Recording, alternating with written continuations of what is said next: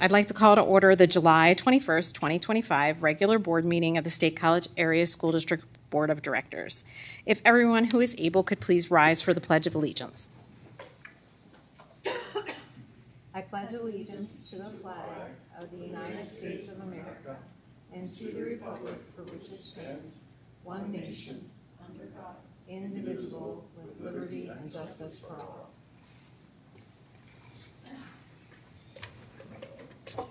I'd like to welcome everyone joining us this evening, both in person and those at home remotely. The board held an executive session prior to this meeting regarding personnel, contractual matters, and legal involving PHRC case number 2024-00050. Board members, with an agenda before you, are there any changes? Okay, that's what I like to hear. Before we begin tonight, we have one housekeeping item to take care of prior to roll call. On July 1st, Dr. Jesse Barlow was selected to fill the unexpired term of Mr. Dan Colby until the November 2025 elections.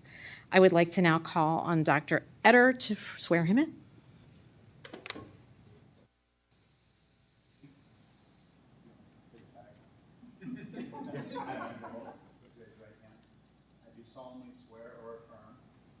Solemnly swear or affirm that I will support, obey, and defend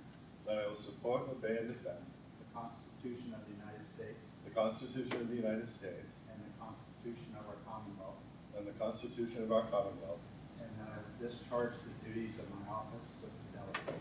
and that I will discharge the duties of my office with fidelity. Congratulations and welcome.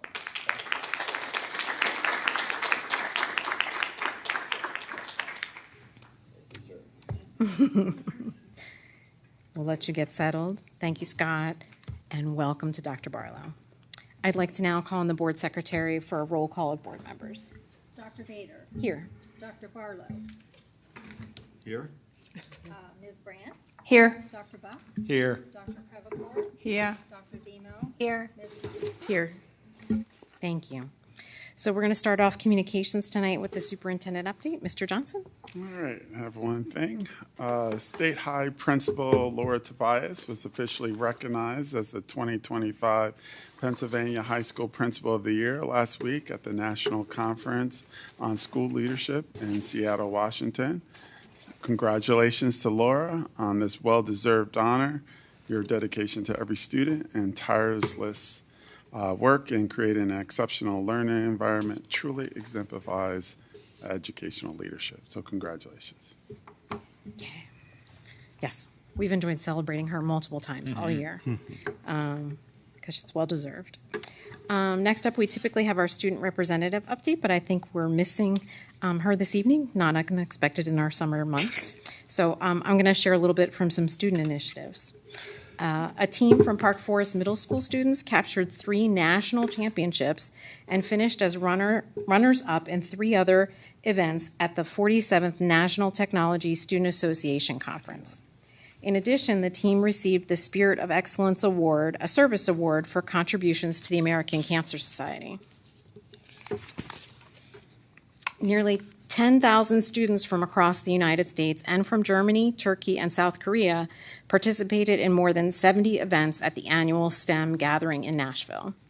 Congratulations to first place winners in data science and analytics. They were team members Nina Bao, Vanessa Wiesman, and Serena Tian.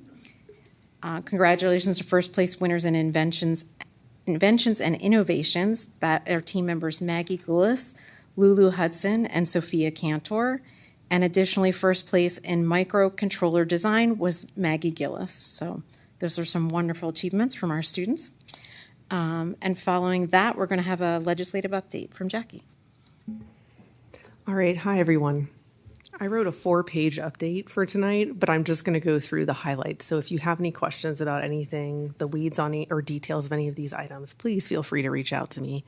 So the first thing that we need to discuss that I haven't mentioned yet is that the big, beautiful bill was passed through Congress earlier this month. While most of the national coverage of this bill focused on things like SNAP, Medicaid, and of course spending, it's important to understand the implications of this bill for public education in the country. The contents of the bill regarding vouchers changed significantly as it made its way through Congress. And so here is what passed, which is different than what I've described before. So this bill creates a permanent, unlimited dollar-for-dollar tax credit for private school vouchers. Note that earlier versions of the bill included a cap on the total tax credit, but this provision was eliminated. However, this bill does limit the amount of individual donation to $1,700 annually. So any one person or business can only donate up to $1,700 to the program. You could consider this a positive development, as the previous versions allowed individuals to donate up to 10% of their adjusted gross income. This bill now requires states to opt in and provide a list of approved scholarship granting organizations, which can only administer school vouchers within their own state. So, and on my reading in the bill and discussion with individuals who know more than I do, this opting in will be a decision of the governor in our state. The bill that was passed removed the provisions asserting that there can be no federal control over private or religious schools.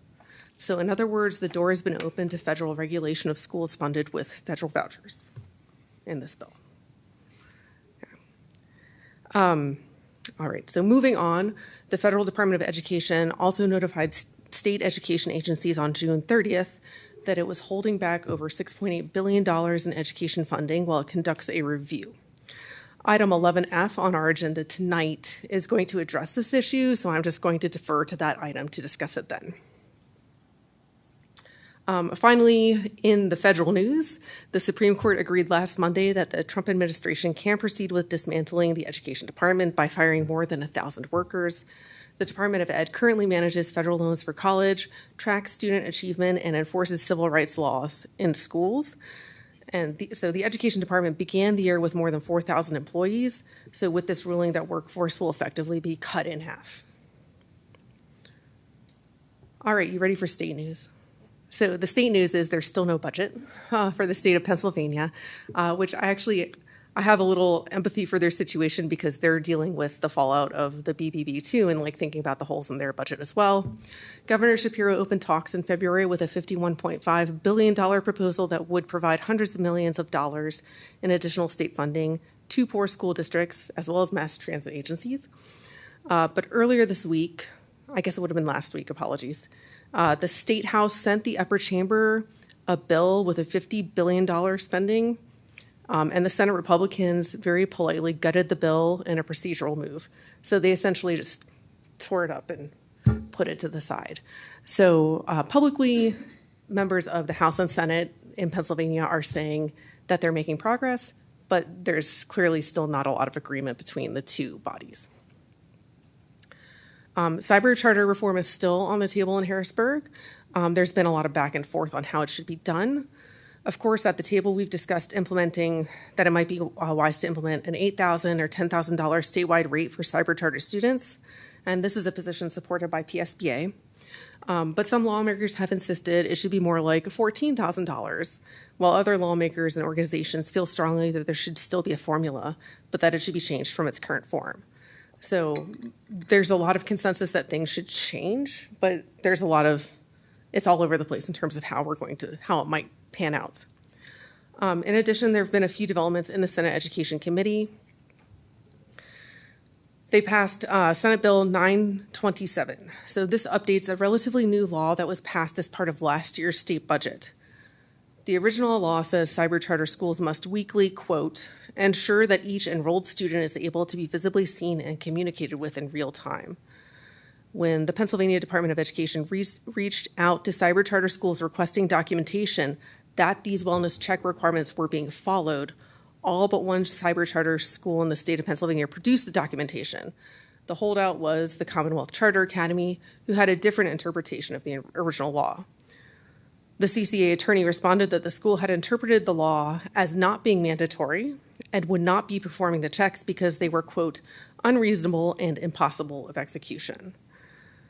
So this new bill is meant to basically close the loophole and follow the legislative intent of the original law. So it's not really new per se, just to kind of like close the gaps. Finally, another bill passed out of the Senate Education Committee, SB 934, which is a residency verification for cyber charter students to ensure that the district being charged with an enrolled student's tuition actually resides in that district. That's enough. Makes sense. Thank you. Thanks. Certainly a lot to grapple with, and I'll leave it at that for now. Center Region Council of Governments, Gretchen or Peter, do you have anything? Nothing from you, Peter?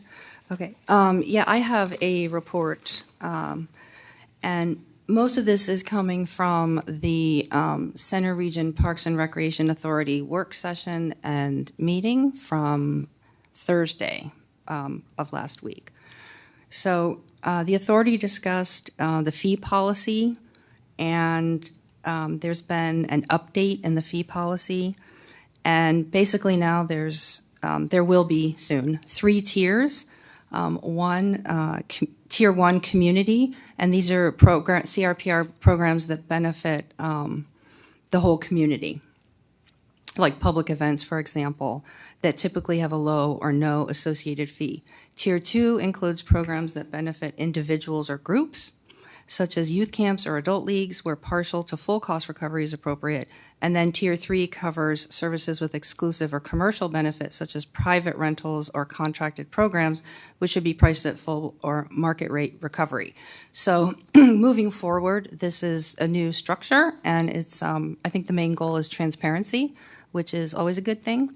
I did have one recommendation to this new structure as an exception that I communicated to the authority, which is in the case of individual swim lessons for children. And the reason that I recommended that is because learning to swim is a safety issue, being in and around water, and it should be treated differently than other individual benefits. For example, the fee structure for an individual child to play on a soccer team is not potentially a matter of life or death, while learning to swim or being safe around water is. In the U.S., nearly 900 children and adolescents ages 0 to 19 die from unintentional drowning each year.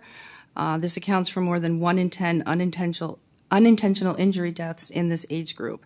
And drowning is the leading cause of unintentional injury death for children's ages 1 through 4, and the third leading cause for those ages 5 to 19, according to the Children's Safety Network. So because of this, I had recommended that we could pull that one out, and there was support from the authority to do that. Also, that was the work session, and then going into the meeting, Trick or Treat Night was established, and that will be Friday, October 31st, 6 to 8 p.m., with an inclement weather date of Saturday, November 1st, 5 to 7 p.m. It's a little bit different than in the past where the times are changing and the date, but if it's a rain date. So hopefully people will answer their doors no matter what time it is when trick-or-treaters come. Also, we discussed the CRPR athletic field use and scheduling policy. And they've done a complete update on the fee schedule and a comprehensive inventory of all athletic fields. Key elements include seasonal scheduling timelines, residency classifications. We had a lengthy discussion on residency classifications, coordination with SCASD, which is really one of the main reasons the authority has representation from SCASD, is the fields and indoor use also that they do some of their programming in. So it's important to keep that communication going, keep the coordination going with SCASD, and then updated guidance on field use, lighting, and user responsibilities. We also discussed the 2026 Strategic Guide to Services and Investments. And I know that the folks on our board who are familiar with the COG or have worked on the COG are familiar with the budget process in the COG, and probably the fact that this is changing now for the better. So the SGSI is a regional planning tool that aids budget development and intergovernmental coordination. This document replaces the former capital improvement plan and program plan and aligns with the Center Region Comprehensive Recreation, Parks, and Open Space Plan. It consolidated operational and capital priorities, presents multi-year service data, and outlines investment strategies across CRPR's 8 budget categories. As an extension of the Center Region Council of Governments and on behalf of the participating municipalities, the CRPR Authority plays a key role in reviewing and recommending recreation priorities and investments. As a SCASD representative on the authority, generally I try to provide a K through 12 lens to funding priorities. Once a specific budget items are being addressed by the authority, I always share them with the SCASD board and get input if that is warranted. So again, that's one of the main roles. Also, we discussed My Veteran, My Hero Tribute Trees, Operation Honor Grow Volunteer Program. It's a new volunteer initiative designed to engage veterans, military service members, and their families caring for tribute trees at Oak Hall Regional Park and Whitehall Road Regional Park. This program transitions the spirit of service into stewardship by inviting participants to assist with tree planting, mulching, watering, plaque installation, pruning, and placing American flags during key holidays. And we also discussed emergency repairs at Whitehall Regional Park, which is still not open yet. Hopefully it'll be open soon. In late May, emergency repairs were completed near one of the athletic fields at Whitehall Road Regional Park to address a sinkhole that developed adjacent to a stormwater utility trench. The emergency repair resulted in an invoice from Sipple Development for $7,891.72. The contingency balance is sufficient to cover the cost of this repair while leaving a remaining contingency balance of $1,717.15. And one last item that I wanted to point out to you, because you might be seeing something come forward to this board. The authority has expressed concern about the signs at Community Field that give the impression that the community is not welcome to use the fields. I've previously brought this up in the past with the superintendent. It still is brewing in the authority and those conversations. And so I just wanted to give our board a heads up that the Parks and Rec Authority is now planning next steps for how to tackle this. And basically they've had ultimate Frisbee teams that have played on that field for years. It's called Community Field, but then they showed up one day, however many years ago, that the sign came up and it says basically, you're not supposed to be here. And so so they've had some feelings about that. And also just in general, since I view my job as trying to get the communication flowing between these different entities, that clearly we want our community to support public education and we want them to feel welcome on the grounds that their tax dollars are paying for, so that maybe we could, have a conversation about the signs. So anyway, that will be brewing. I'm not sure. I think they're talking about perhaps writing a letter. So we might be receiving a letter. And that is all I have. Thanks. Thank you. At this point in the meeting, we now have time for public comment. Each individual will be allotted up to 3 minutes for items related to board business that are not a consent or action item this evening. For those items, public comment will be held just prior to voting on that item. Do we have anyone? We don't have any registered, pre-registered, so do we have anyone online who would like to make a public comment? We'll start there tonight. No. Okay, how about anyone in person here joining us? Okay. Then we'll move on to the consent agenda. This includes several items that we address in a single motion for approval. To facilitate questions, we'll go through each category individually. Board members, just let me know if you have questions for each group. Any corrections to the minutes? Okay. Next up, we have operations. This has a multitude of renewals and routine agreements that we have that we often are approving through the summer. We've also got that Science Ag Lab renewal for multiple buildings,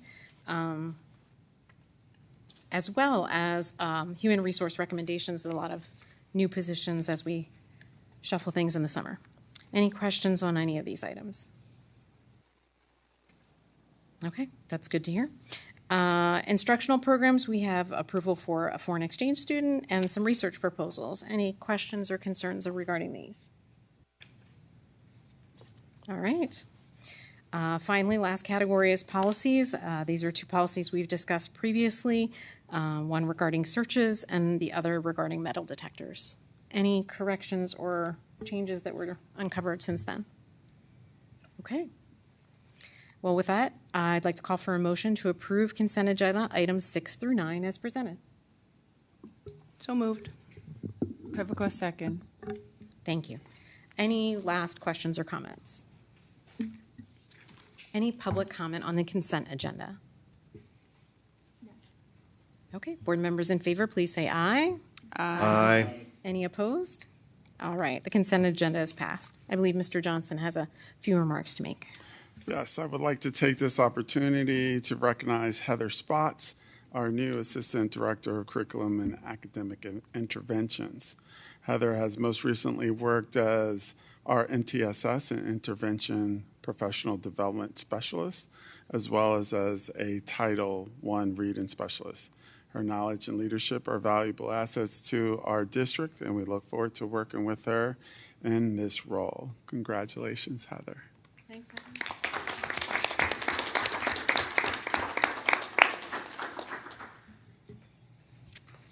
I concur. So we're going to move on to action items this evening. We're going to start off with a motion to approve 2025-2026 revised committee assignments. These are board assignments. With Dr. Barlow coming on, we've tweaked a few things and made some adjustments. Are there any, can I have a motion first? Buck, so moved. I'll second. So that's been moved and seconded. Any questions or discussion? We got it all right? Okay, that's good to hear. Any public comment on this item? Oh, sorry, go ahead, Jackie. No, I just noticed that the SCASD rep under athletics is listed as Mr. Chris Weekland, so we might want to update. Oh, I don't know how that happened.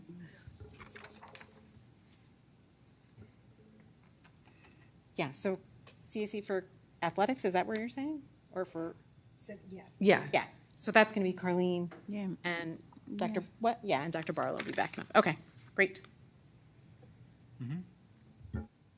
Any public comment on this item? No. Lost my spot. All right, board members in favor, please say aye. Aye. Any opposed? All right, that's all passed and corrected, updated. We're going to move on to agenda item 10B. This is a motion to approve 2025-2030 supervisor handbook. Have Pivot so move. Have second. Okay, that's been moved and seconded. Any questions or discussion on this item? Okay. Any public comment? No. All right, board members in favor, please say aye. Aye. Any opposed? All right, that item is passed. Agenda item 10C is a motion to approve an employment contract for the Information Technology Officer. This is shown in attachment 10C. Buck, so moved. Pivot second.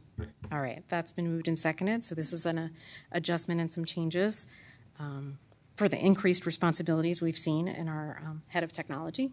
Any questions from board members? Anything you want to add? Okay. Well, then with that, is there any public comment on this item? All right, board members in favor, please say aye. Aye. Any opposed? All right, that item is passed.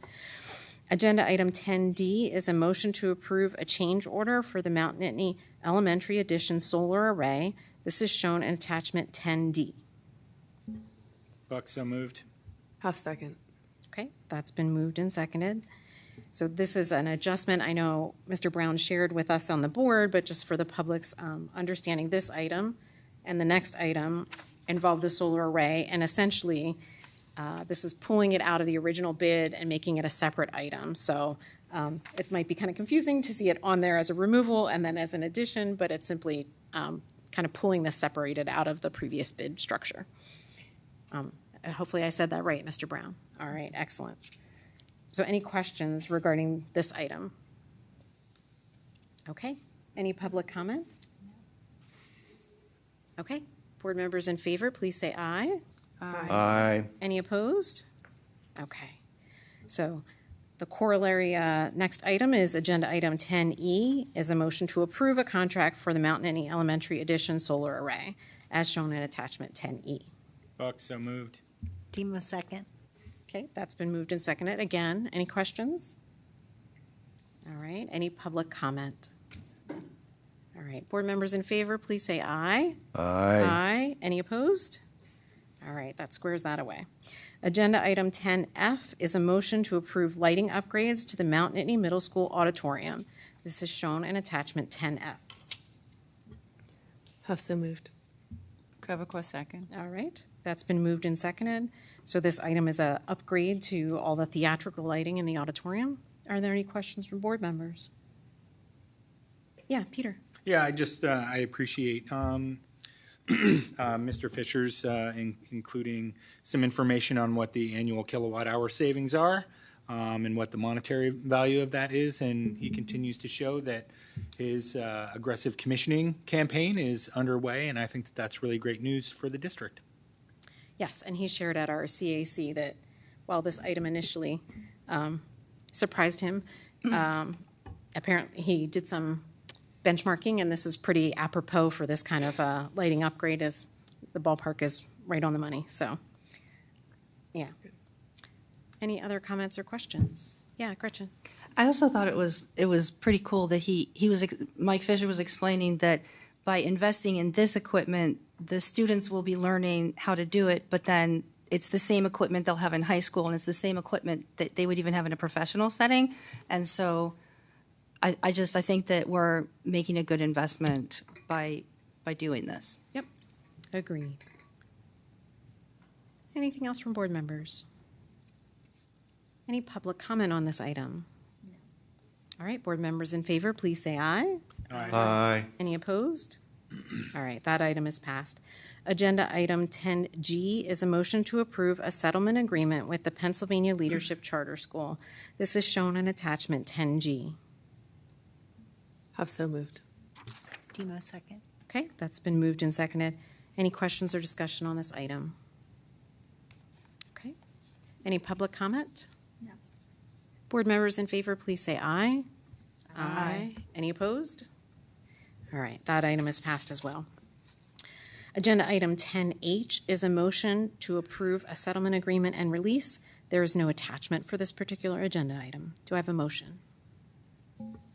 Brant, so moved. Huff second. Okay, that's been moved and seconded. Any final questions on this matter? Yeah. I think I should abstain on this item since I haven't been involved in the deliberations. Understood, Dr. Barlow. Appropriate, I agree. Any other questions or problems? Okay. Any public comment on this item? All right. Board members in favor, please say aye. Aye. Aye. Any opposed? Or no. And Dr. Barlow is abstained. Okay. Yeah, I abstained. Thank you. So we're set with that. We're going to move on to information reports. We have a special guest with us, guest with us this evening, Dr. Susan Sneath from DevOpar Consulting, and she's here to provide an update on administrative coaching and professional development at both middle schools and Delta. Welcome. Hi, thank you. Thanks for joining us tonight.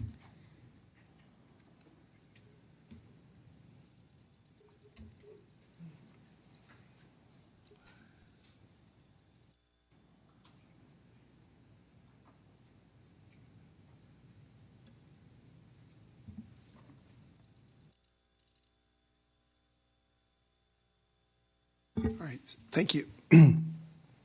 So last year, the district, in partnership with the cooperation with the school board, engaged with DevOpar LLC and Dr. Susan Sneath, serving as the primary consultant, was providing professional development and coaching services to school leaders at the middle level as well as Delta, focusing on the strengths and leadership practices to better support students and teachers.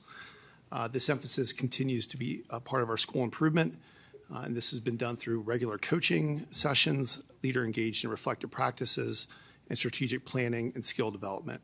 So tonight we asked Dr. Sneath to come and share an overview of her work over the last year with our middle level building leaders and discuss trends that she's gathered from her work with other middle schools that we're comparing ourselves to. So I'll pass it off to Dr. Sneath and let her give her presentation. Good evening, everybody. It's a pleasure to be here tonight. So the guiding question behind the work that's been done this past year really is, how can middle school leadership support the organizational change needed to ensure that middle level students are performing at the highest level possible. And that's what we're always striving for. So that's sort of been the question that has guided every coaching session with the three principals of Mount Nittany, Park Forest, and then Delta. Just to introduce myself so you understand the angle that I come at coaching with. So Devapar Consulting, I'm one of the owners of Devapar Consulting. You'll see here that Mr. Chris Selmer and Ms. Angie Loveson are two of our partners. I'll explain a little more about how we came to be in just one moment. So just to kind of let you know where I started and what my journey's been so far, I started off in the School District of Philadelphia, where I served as a school counselor. I was certified to work K-12, so I've worked at the elementary, middle, and high school levels as a school counselor through the years. Moved out to Lancaster, was a school counselor in two other locations at all levels, for Eastern Lancaster County School District and then Manheim Township School District. I then went into administration. My first year was at a small district called Pequea Valley School District, where I was an AP, an intermediate school assistant principal. And then I went back to Eastern Lancaster County in a different role. So I served as a middle school principal there for 5 years and a K-6 principal for 8 years. That's when I moved up to, I became an assistant superintendent, and I was only there for 1 year at East Pennsboro. But I was picked up by the Montgomery County Intermediate Unit when they were responsible to pull together a team of 6 to be placed into Harrisburg School District when Harrisburg went under receivership.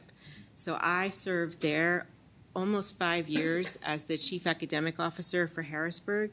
And it's there where sort of my work with data and my work with school improvement and all of those pieces kind of gelled together. So systems needed to be built and analyzed and then built, those kinds of things. So when our time, the Montgomery County group's time was finished, we one by one transitioned out of Harrisburg. And Chris Selmer was the court-appointed receiver. I was the chief academic officer, and we really found that that consulting companies really should have expertise in all areas of a school district. We learned very, very quickly that academics needs to understand finance, needs to understand operations, needs to understand facilities. All of those are interconnected, and our thought was that we wanted to have a solution for any school district, anything that a school district needed in any area. So Devapar was sort of born from that philosophy. We have consultants that are experts in everything from human resources to food service to all areas of academics, those kinds of things. So we've been in, this is our just a little over our second full year. And I am doing that, as well as I work for the state of Pennsylvania as a consultant to the state PVAS team. And then I also am a PIL facilitator, which means Pennsylvania Inspired Leadership. So I teach new principals. I work with new principals through induction, those kinds of things. So the purpose of coaching is to build the capacity of building level leadership, to utilize data to strategize for continuous school improvement. And at the State College Area School District, we really, I did a very deep data study and compared the academic performance of the middle schools within the district to the overall performance of the district. And this comparison identified trends, disparities, and areas of targeted intervention and improvement. So the process was that I came out here first in August of last year. I met all 3 leaders. I did walkthroughs of the buildings, and I came out 4 subsequent times and did side-by-side walkthroughs. But in between, I met virtually with the principals either 1 time a week or bi-weekly. And that we also pulled together full middle school leadership team meetings and included the assistant principals in that discussion as well. So I had many, many opportunities to get to know the leaders of the school district, and I also had a great opportunity to spend entire days in the middle schools. So I was in the middle schools multiple times throughout the school year. Some of the things that we did in addition to that is that we developed what I'm calling a middle level walkthrough tool that really focuses on high impact, low effort strategies that when we want to see improvement in the teaching and learning, these strategies, we really want to make sure that teachers are aware of them, that they're being done with fidelity, and that we're measuring the impact of those strategies as well. So just to kind of do an overview of the way I've been looking at data for the school district. So this is a report from the Future Ready Index, which is Pennsylvania's state accountability system. And what you see here is you see the aggregate achievement data from 2018-19 till 2024. And what you notice in the state, well, first of all, what you notice is that both middle schools exceed state averages on a regular basis, and in some cases by far. But what you also notice is that there's a little bit of a trend in the state and also a trend in our middle schools, a downward trend of achievement, where the highest achievement was in the 18-19 school year, and we've seen this gradual decline over time. That's the area that we really want to target and understand and investigate and strategize to fix, because we know that I don't know if this was the best 76.8% proficient or 79.8% proficient, but we always want to be ensuring that we're maintaining those good numbers of proficiency and achievement, but also trying to address the 20% that are not. We saw these trends over time. This is in the area of ELA. Here, the state average for math, I'm sure you've heard it, is quite low. It's very low. The district exceeds those state averages, but again, you see this downward trend in the state, and the middle schools have been mirroring the downward trend in achievement from the 2018-19 school year to the 2024 school year. So this is where we started, the achievement over time. And then just so that you know that with Delta, because Delta is not yet a school in and of itself, we really had to disaggregate that data by looking at individual student data. So you can see that we've been also looking at the achievement data of the students at Delta this is the 2024 school year, and how those students compared to the other two middle schools. So we see that Delta's sort of right in there, in some cases better, in some cases not doing as well, but kind of right in the range that the other two middle schools are in as well.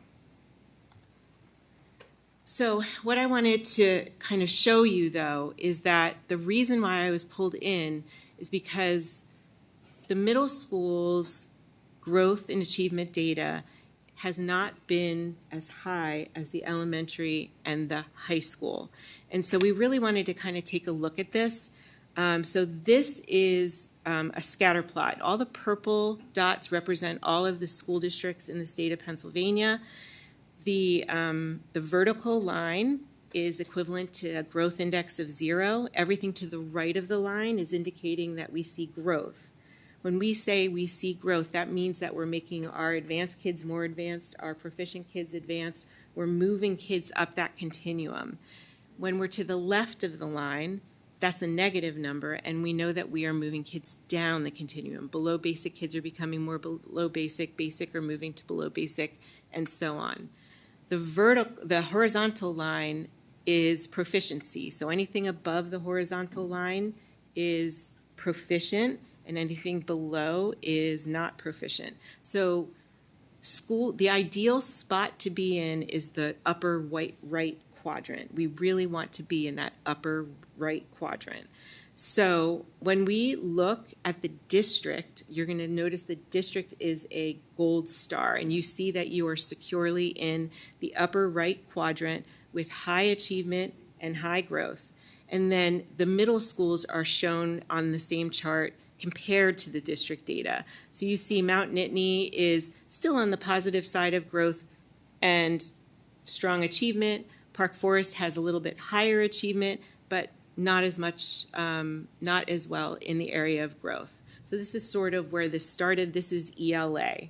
So, Dr. Sneed, Oh, sure, absolutely. Just when we say district, are we talking about, so third grade through Yes. ninth? Okay. So it's just all the aggregate data of the district. This is just PSSA. I'll show you Keystone in a moment, but this is just PSSA, third through eighth grade across the district. Yeah, I just wanted Yep. for our public to clarify Thank you, what thank grades you. those are. As you see, here's math. All three are sort of clustered in the same area. We're not satisfied with being in the negative. That shows that we are moving down the continuum in the district and in both middle schools as well. So that's an area I know that the district comp plan is very focused on. And so through my work with the schools, we've been very focused on that as well. This is 2024 aggregate data. And then what we see is the high school. So this is the high school. This is Keystone Algebra for 2024. Look at the high school. It's just awesome growth and awesome achievement. So we know that our kids can. We know that they can. They're doing it at the elementary level. They're doing it at the high school level. We want to make sure that the middle school level, that we don't lose ground in any way. So this is algebra at the high school. Here is lit at the high school for 2024. And here is Keystone Biology. And then when we're looking at the school district, we're always, it's just part of our nature, we are going to be competitive with other school districts across the state that are very much like State College. So these are the districts that State College often compare themselves to. So it's Cumberland Valley, North Allegheny, Lower Merion, Parkland School District, Abington School District, and Trinidad East Town School District outside of Philadelphia. Here is how State College is comparing to their competitive school districts. So I know when you see this, all the green squares represent those other school districts, and this is where we are as a district. This, too, was some of the baseline data that supported the work that we worked on at the middle level. We know that's where the area that we need to work on is, and we know that that might be some of the reason why we're not over that line in growth that we want to be. We want to be in a positive number. We want to be in the upper right quadrant, and we want as many of our kids as possible to be proficient or advanced in all areas. So when we want to improve student outcomes, the first thing we look at, there's one of four reasons why there could be a learner-centered problem or negative data or positive data, really. There's one of four reasons or a combination of more than one. It's always going to be either curriculum, instruction, assessment, or organization. When we look at curriculum, we know that that's an area that we can rule out as a problem because you wouldn't have strong success at the elementary and the high school levels if we had an alignment problem with our curriculum. So it's not curriculum in this case for the middle school. Instruction is something we want to look at. We want to look to make sure that we have optimal instructional practices in each classroom because of the direct impact it has on student achievement. Assessment also is a critical factor and component.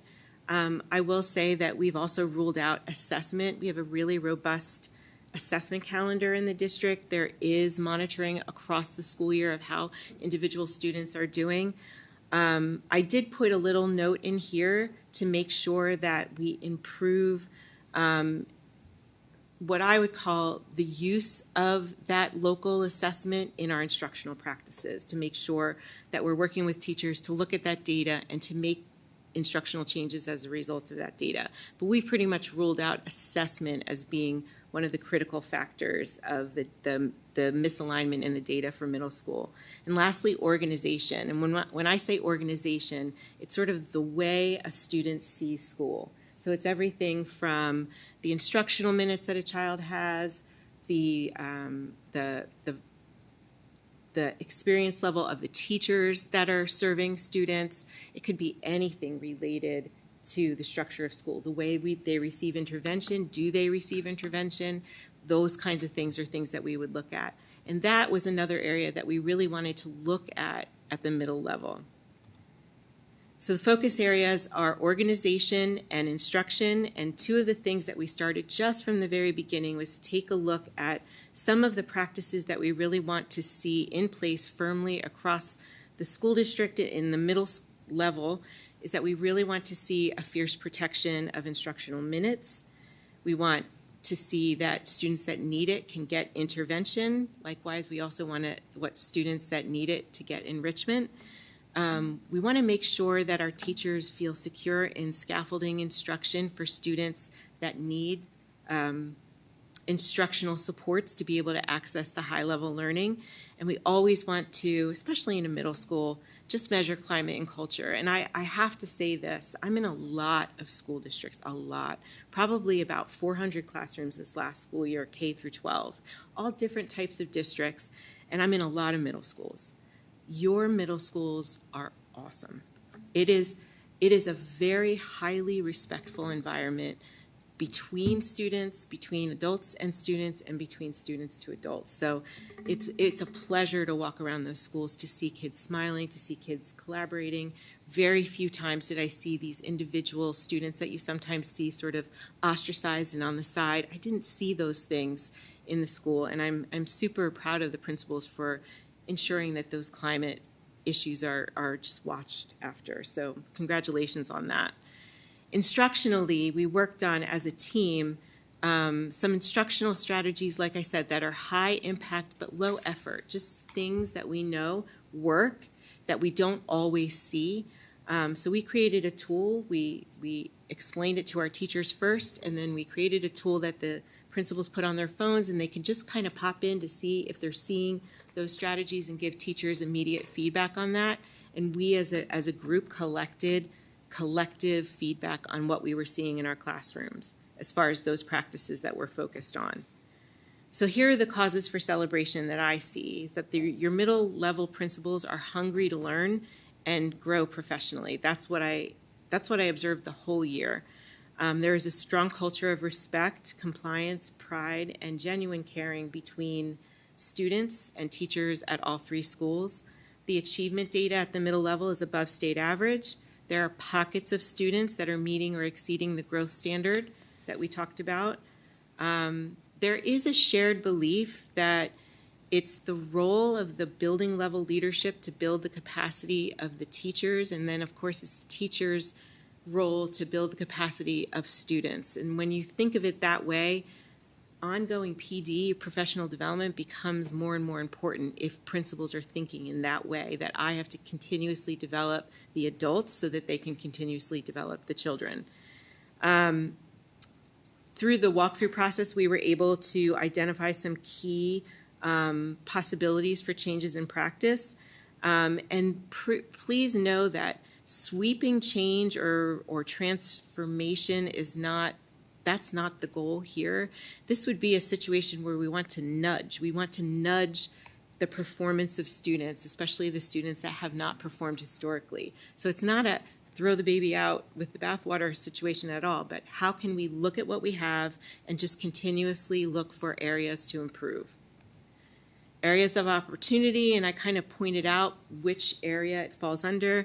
Under organization, even though chronic absenteeism is not a front burner problem at the middle level, there is trend data that is saying that chronic absenteeism is increasing over time at the middle level. That really becomes important when you're trying to nudge achievement. You want to know which kids are not coming on a regular basis. We want to know that we're doing everything we can to make it happen so that they do attend regularly and that they're not missing instruction, and that's not the reason for lower growth or lower achievement. Instructionally, we really want to focus on some areas, bell-to-bell teaching, which means you just teach from the very beginning of the period to the very end. You don't say, okay, we're done, 5 minutes to do your homework. What can we do in those 5 minutes? 5 minutes every day adds up. So we really want to fiercely protect instructional time. We want to get away from strategies, instructional strategies that we know are not as effective. Popcorn reading is one of them, where you just call on individual students to read. Sustained silent reading, although reading is so important, independent reading is so important, we really need to monitor the minutes that we're using for that strategy. Homework review, are we taking too much time to review homework from the night before? And if so, why? Does that mean that students are struggling with the homework? Is it the correct homework? Those kinds of things. And then, again, low effort, high impact strategies. Increase of the use of the MAP data to guide instruction. That's what we talked about earlier, making sure everybody's using the assessment data to guide the instructional decisions.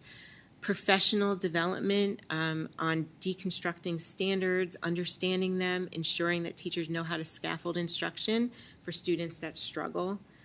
Raise the data literacy overall. Do teachers understand the data that we talked about today? Do they understand what their individual growth data looks like?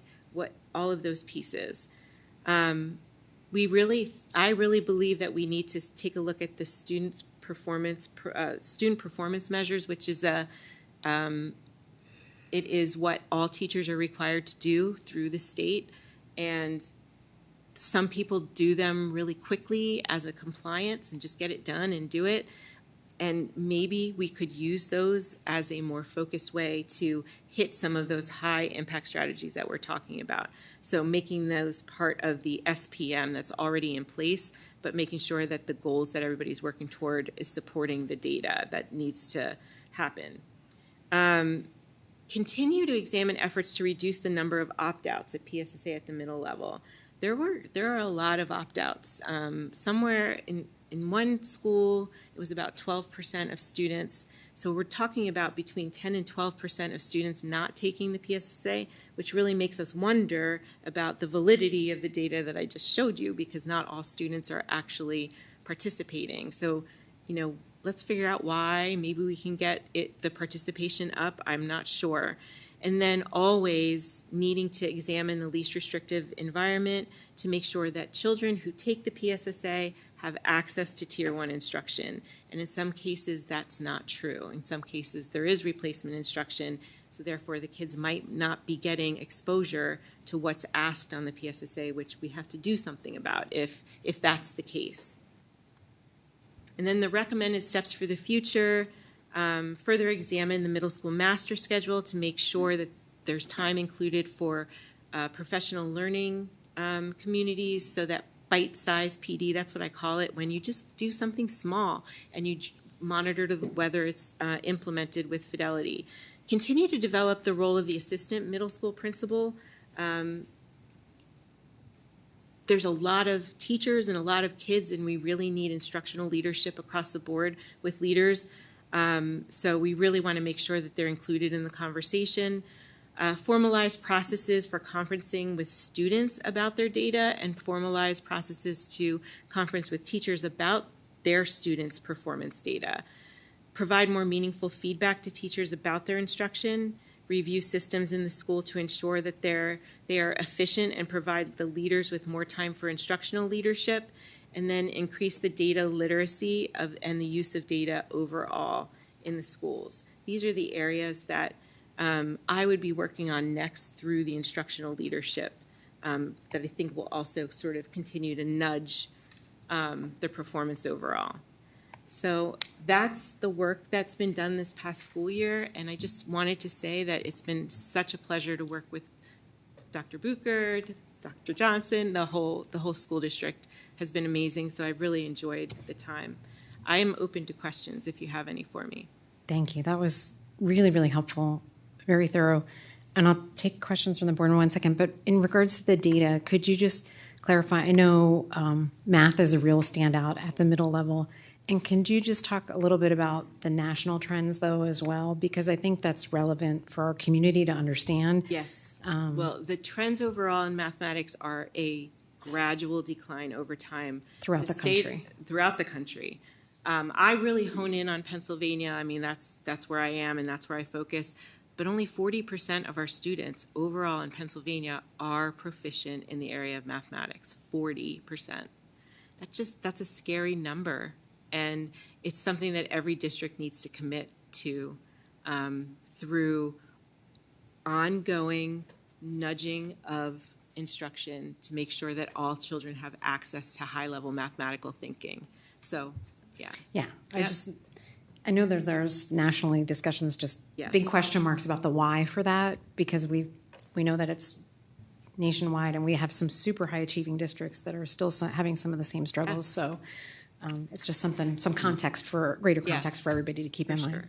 Sure. So I just want to say that this is, the reason for this report is first to inform the board what's going on with our coaches, and to emphasize why we're focusing on middle school and why you'll see some of the reports will focus on middle school and what areas we're looking into improve. So she has provided us with a plethora of information that we'll be using in the curriculum department as well, and leadership as far as PD and everything else to help facilitate some of the requests and areas of improvement that she's looking at. So I just wanted to say that.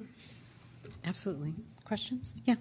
Oh, I have a couple of questions. So it looks like the dip occurred about the pandemic. Right before that, the averages were much higher, and they seem to be slowly recovering. Is that?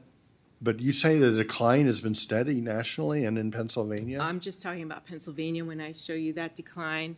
And I agree with you. The pandemic had a big impact on achievement over time. But a lot of times when people are talking about the pandemic and its impact on schools, we usually are thinking immediately about how children changed because of the pandemic, whether they lost some learning time, those kinds of things. But there's also another side of that. When we returned from the pandemic, we were directed as schools to go back to practices and instruction that we worked hard to get away from, like kids sitting in rows, teacher at the front, no more collaborative learning. When we came back from the pandemic, kids couldn't sit next to each other, kids could not be in small groups. And I believe that we've been a little bit slow to get back to what we know works, which is collaborative, exploratory learning. Learning is through social activities, small group instruction, those kinds of pieces.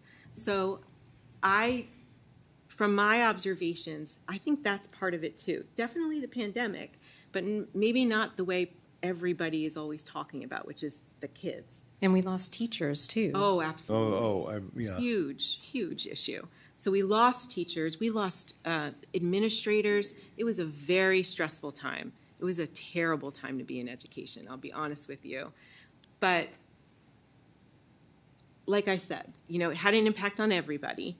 And now we have to sort of focus now more on the changes in practice that might be necessary rather than the impact on kids, because it's over and it impacted them, and we just kind of have to keep going.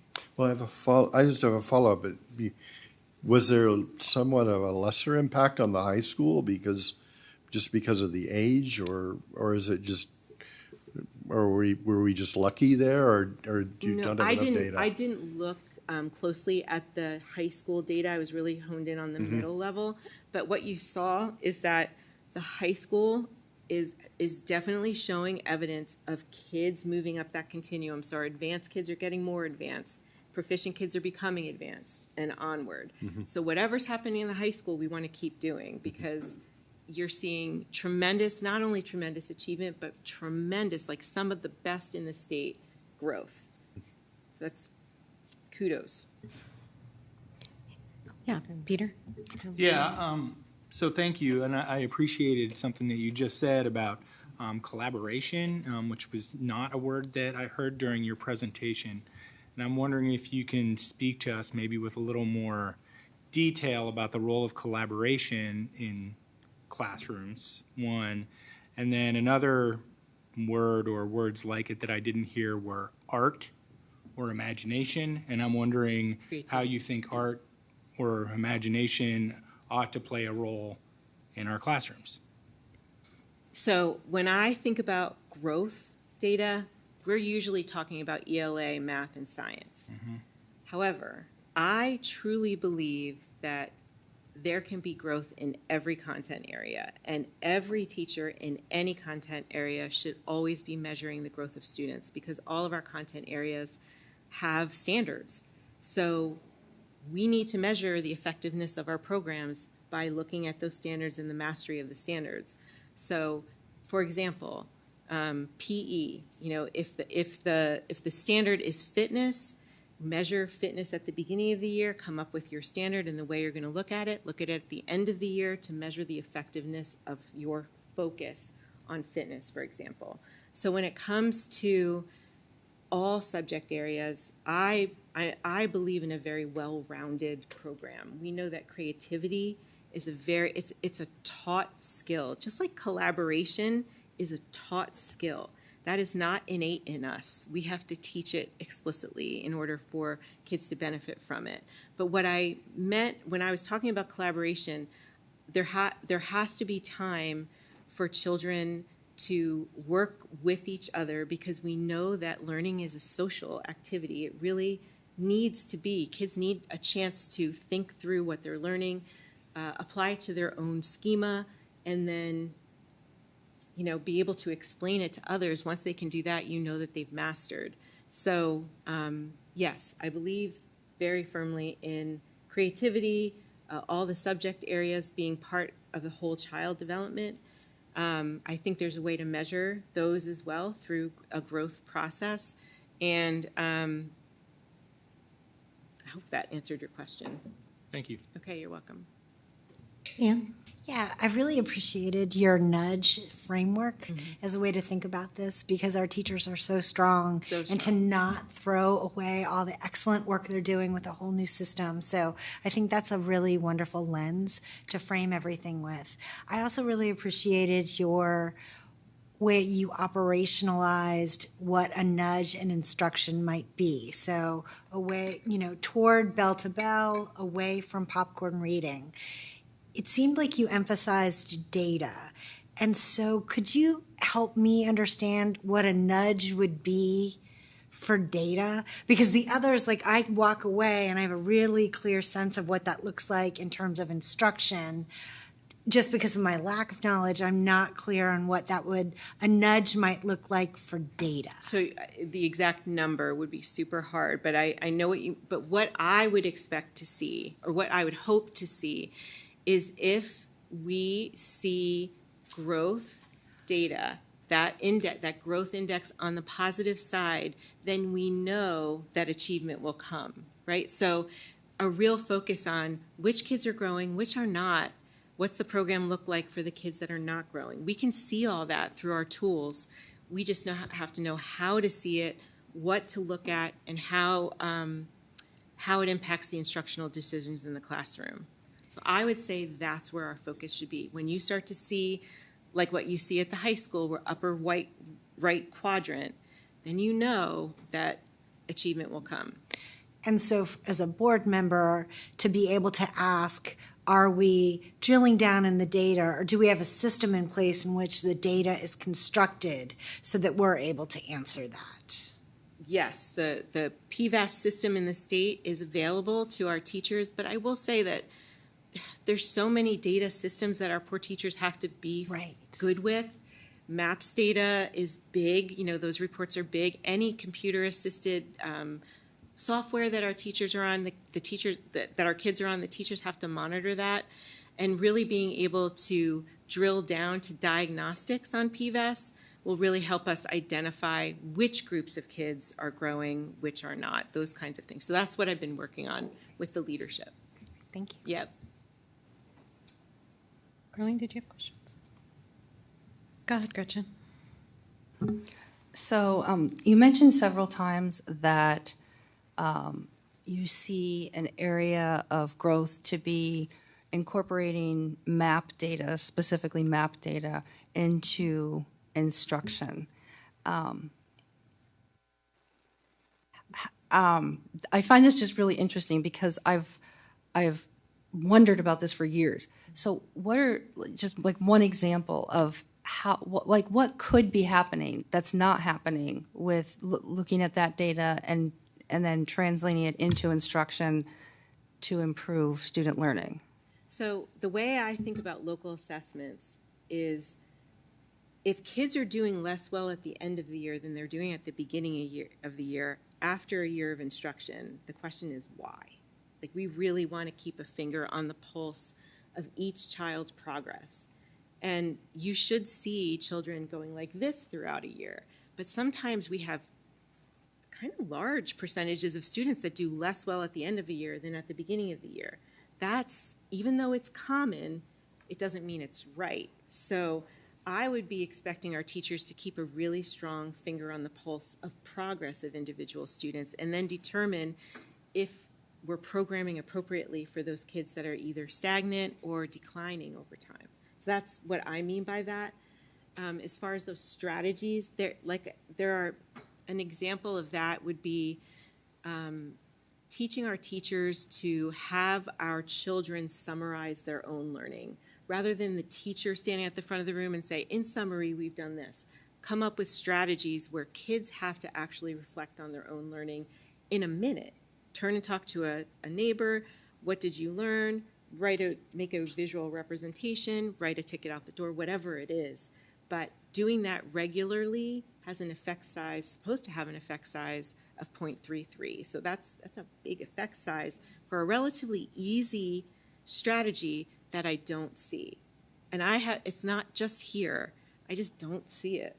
I don't see it. It's a real, that's one of those where the instructional leader needs to be specific and say, I want to see this regularly across the board so we can measure that progress that we're talking about through our local assessments and our state assessments as well. No, thank you. It's super helpful because I have families all the time say, "Oh, look at this MAP score. Like, what's going on?" And I never have an answer. And so it could be a lot of things. It could be, But it's like you said, it's common. Yeah, it's common, and we don't want it to be that way. But we have to look at a whole bunch of things. Motivation. Are we making it important enough? Do kids understand that anytime their name is on something that it should be their best work? I don't know. I don't know those answers, but your principals do. Mm-hmm. So that's what we've been kind of talking about. Like, why would we have 20% of, I'm just throwing it out there, but 20% of students doing less well after a year of instruction? What are we doing about those 20%, that 20%, that kind of thing? Thank you. Yeah. Any other questions?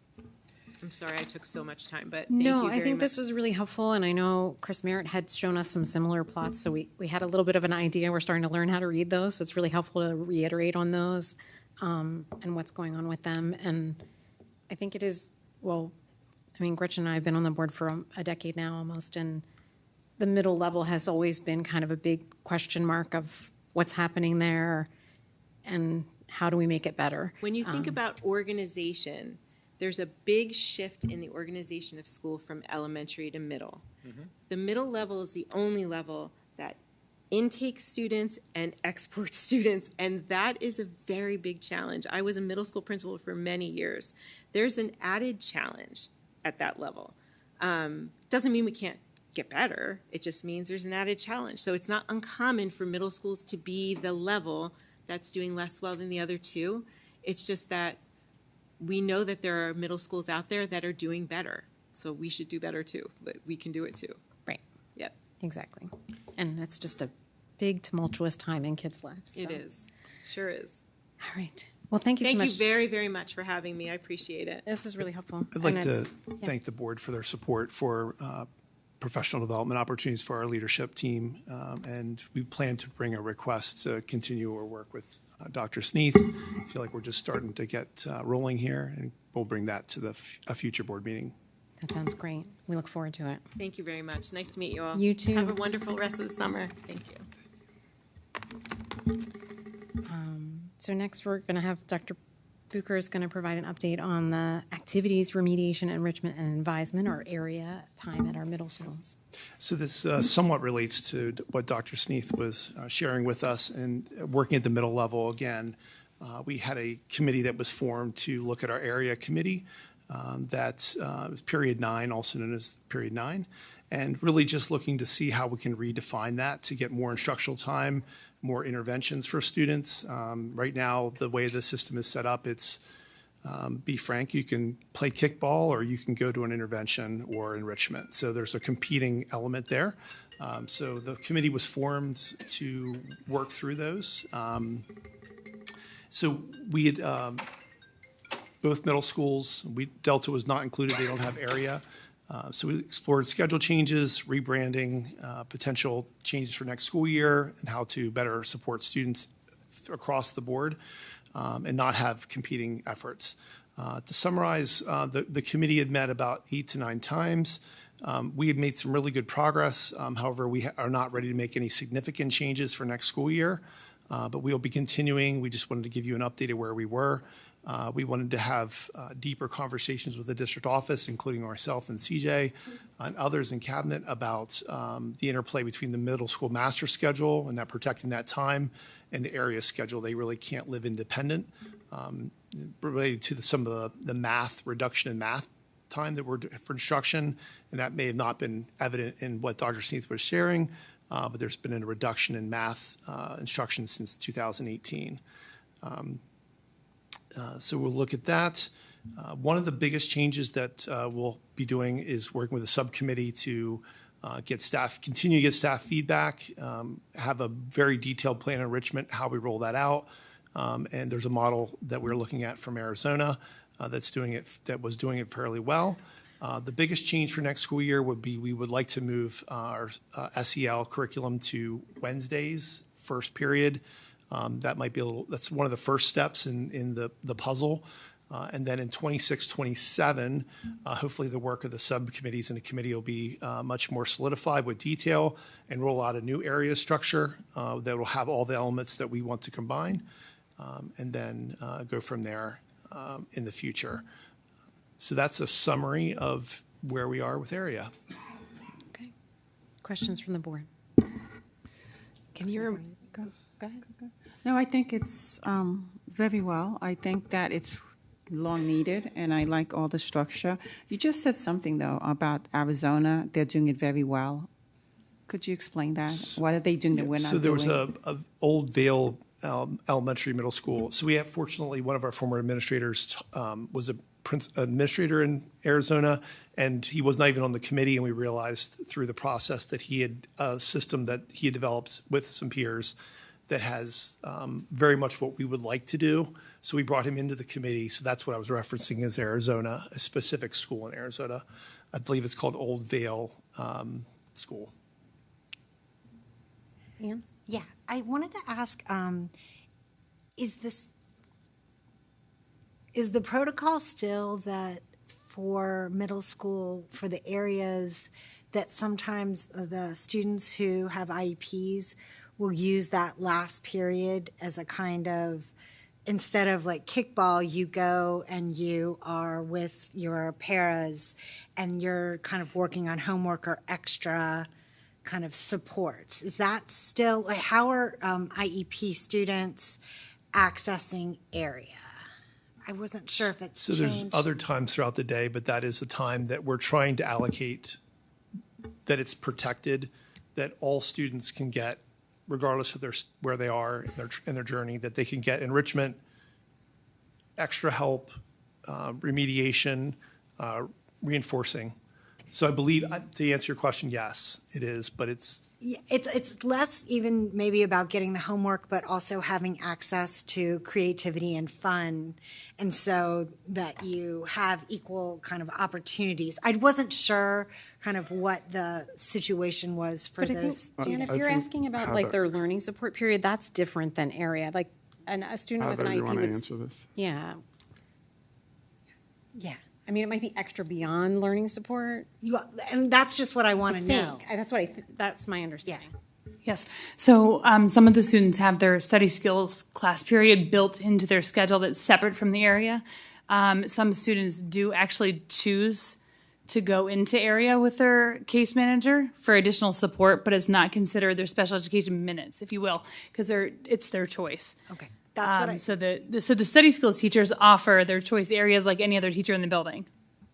Okay, if that that's makes what I sense. kind of wanted to know, because I wasn't sure, from my past experience doing it, like what those students had opportunity to select. Yes, they have the Because same there's- opportunity to okay, select. Yep. Excellent. That's what I wanted to just confirm.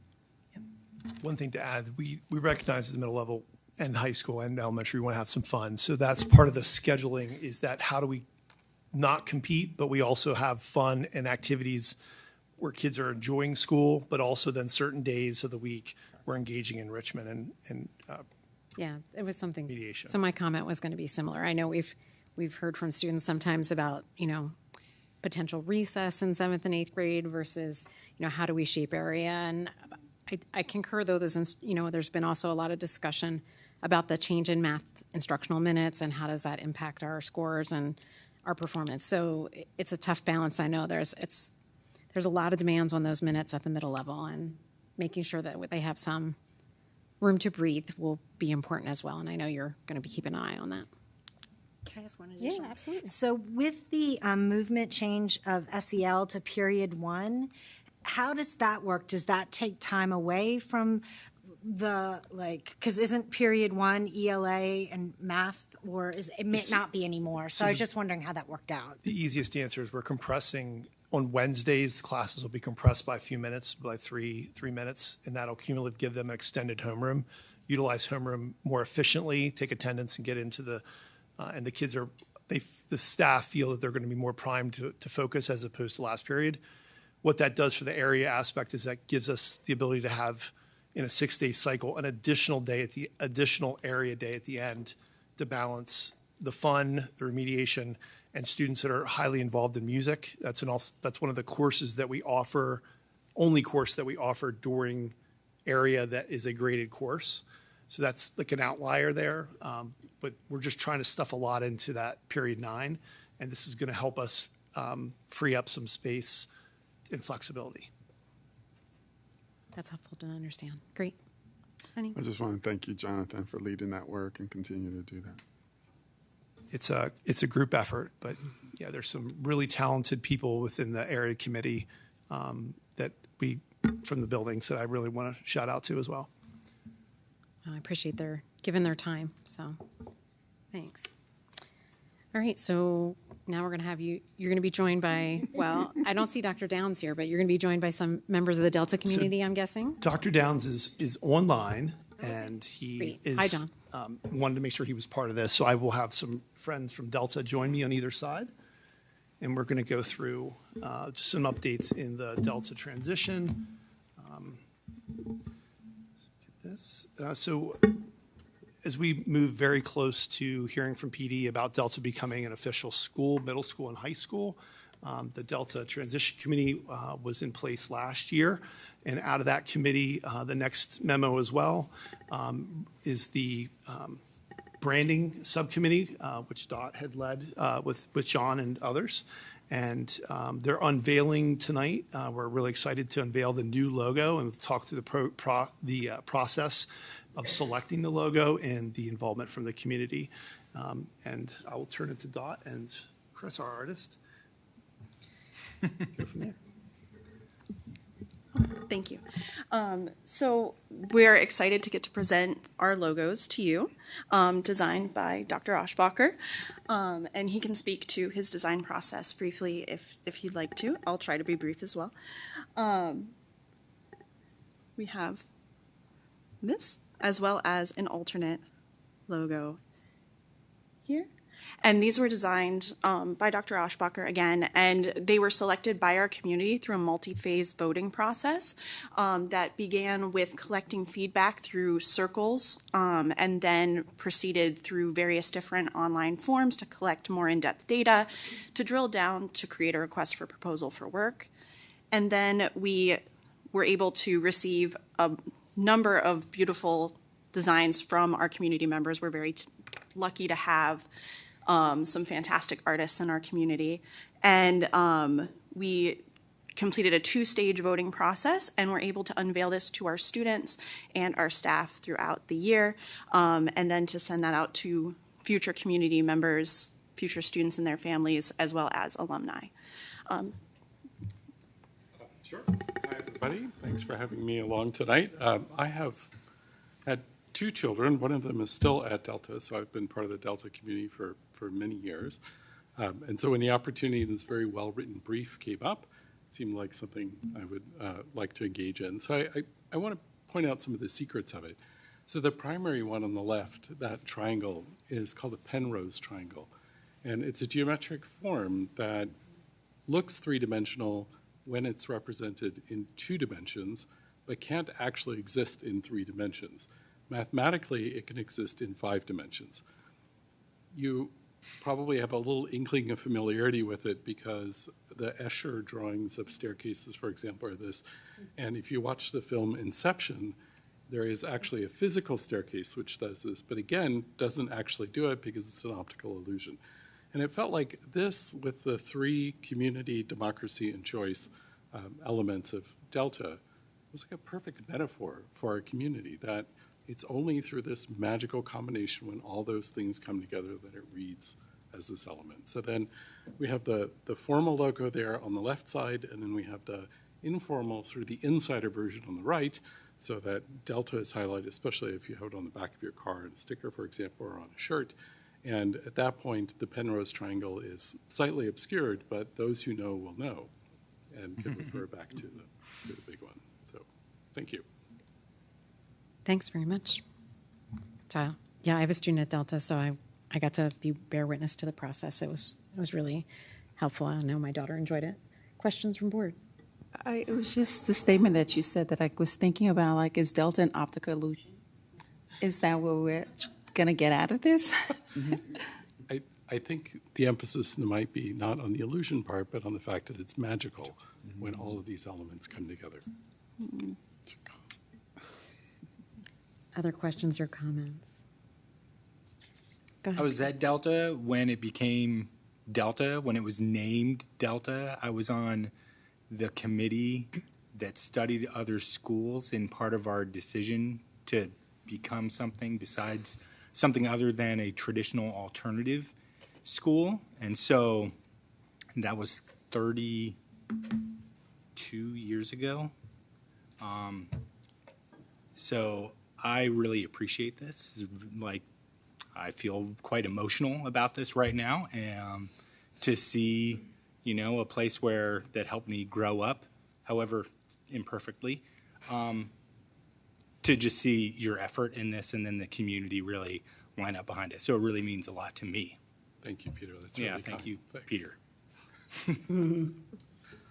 All right. My suggestion is that the logo is mind expanding, and that is what going to Delta is about. I didn't go to Delta, but I have a child who did. My daughter, who I saw differences in her, positive differences in her every single year that she was there, and it was a great thing for her, and I'm deeply, deeply grateful for it. All right. Cool. Thanks so much for making your contribution. Of course. Yeah. You wanted to talk more about the next section too? A little bit about magnet designation? Thank Peter. Okay, a lot. thank you. And I'll Thank bring you. some other Sure. friends up. No, happy to. So as I mentioned, the subcommittee talking about our efforts in the magnet school realm. So I have some friends with us, and Eric seems like she's getting a free parking spot here in our district for her contributions. Do you want to introduce everybody? Yes, as well. So she's one of our staff, music, and more than staff. So I'll turn it over to them to talk through the process where we're seeking to make Delta magnet status. Great. Hi, everyone. I'm Leah. I'm the performing arts teacher at the middle level at Delta. And I chaired our subcommittee looking at should we become a magnet school. The subcommittee was made up of faculty, parents, and students. And as a committee, we love Delta for the democratic processes, the unique curricula, and the focus on community and service. Dr. Frankenberg is going to just tell you a little bit more about magnet schools in general. Hi, everyone. I am a Delta parent, but I also came to speak to the Magnet Committee, and I also met with Dr. Downs separately. Magnet schools, you may or may not have familiarity with. We have about 50 of them in Pennsylvania as of last year, although none very close to us. Nationally, however, there are over 4,000 and about they enroll 3.5 million students. So we're well aware of what charter schools are in Pennsylvania and in State College. And charter schools and magnet schools actually enroll about the same number of students. Magnet schools are much different than charter schools, however, in that they are part of school districts. So they are operated by the school district, and they also began several decades earlier than charter schools and really began as a way to combine desegregation, a way to particularly get racial and economic diversity, along with providing school choice. The way they do this is that schools, magnet schools, have a really unique theme or way of presenting the curriculum. So sometimes this is like an arts, performing arts magnet. Dual language is a type of instruction in which you're using two languages to provide instruction. So it's either sort of a theme or a way of teaching. I could speak a lot about these. I study magnet schools. I also am a graduate of magnet school that was created in Southern Alabama to desegregate my district after fighting desegregation for 25 years. So I have a personal as well as professional interest in this. I think it's really important to know, though, that there are a lot of misconceptions about what magnet schools are. When they are structured appropriately with civil rights protections, so they have basic features that we know from the literature are going to be successful, they can be very highly desirable, and they can be some of the most diverse schools in a district. And so I'm happy to answer more questions, but I'll turn it back over to Leah. Yeah, so we thought this would this transition from a program to school would be a really good opportunity to become a magnet school, because we're already operating as a magnet school in many ways, because we are a school of choice within the public school district. So we also thought this transition would allow us to provide that essential school of choice that'd be open to all grade eligible students, to retain our current enrollment procedure of a random lottery system common for many magnet schools, to solidify Delta's current practices, to present the differences in our structure and curriculum, and to provide transparency and consistency to the community concerning who we are and what we do. We also thought it would act as a pivot point to influence the future of our school and to celebrate and preserve what we love most about Delta already. So the subcommittee is proposing that the magnet theme of this school would be democracy, which is what we do now, modeling, participating, and teaching democracy. Any questions? Yeah. So are you trying to attract other people throughout the districts and beyond to come to Delta? Because, I mean, that's what a lot of magnet school does. I mean, I was one in New York, and it was like 2 hours away from where I lived. So it's like, this is the point, because Delta is small to begin with. So only within SCASD, and we do have a waiting list already. So it's a double-edged sword. So that's why I'm a little lost. Yes, so I think what I've being part of the committee was telling our story about what Delta has to offer students and putting a positive spin. So Peter had mentioned when it went from a program alternative school, which generally doesn't have the greatest positive in general connotation, to something that better advertises what Delta has to offer, where people want to be there. When people ask me what is Delta from outside, I say it's an alternative school that there's a waiting list for, and I get the most unusual head So turns. it's a branding thing. So it's part of, I think, if I could sum it up in that way, that we're trying, and I won't speak for Peter.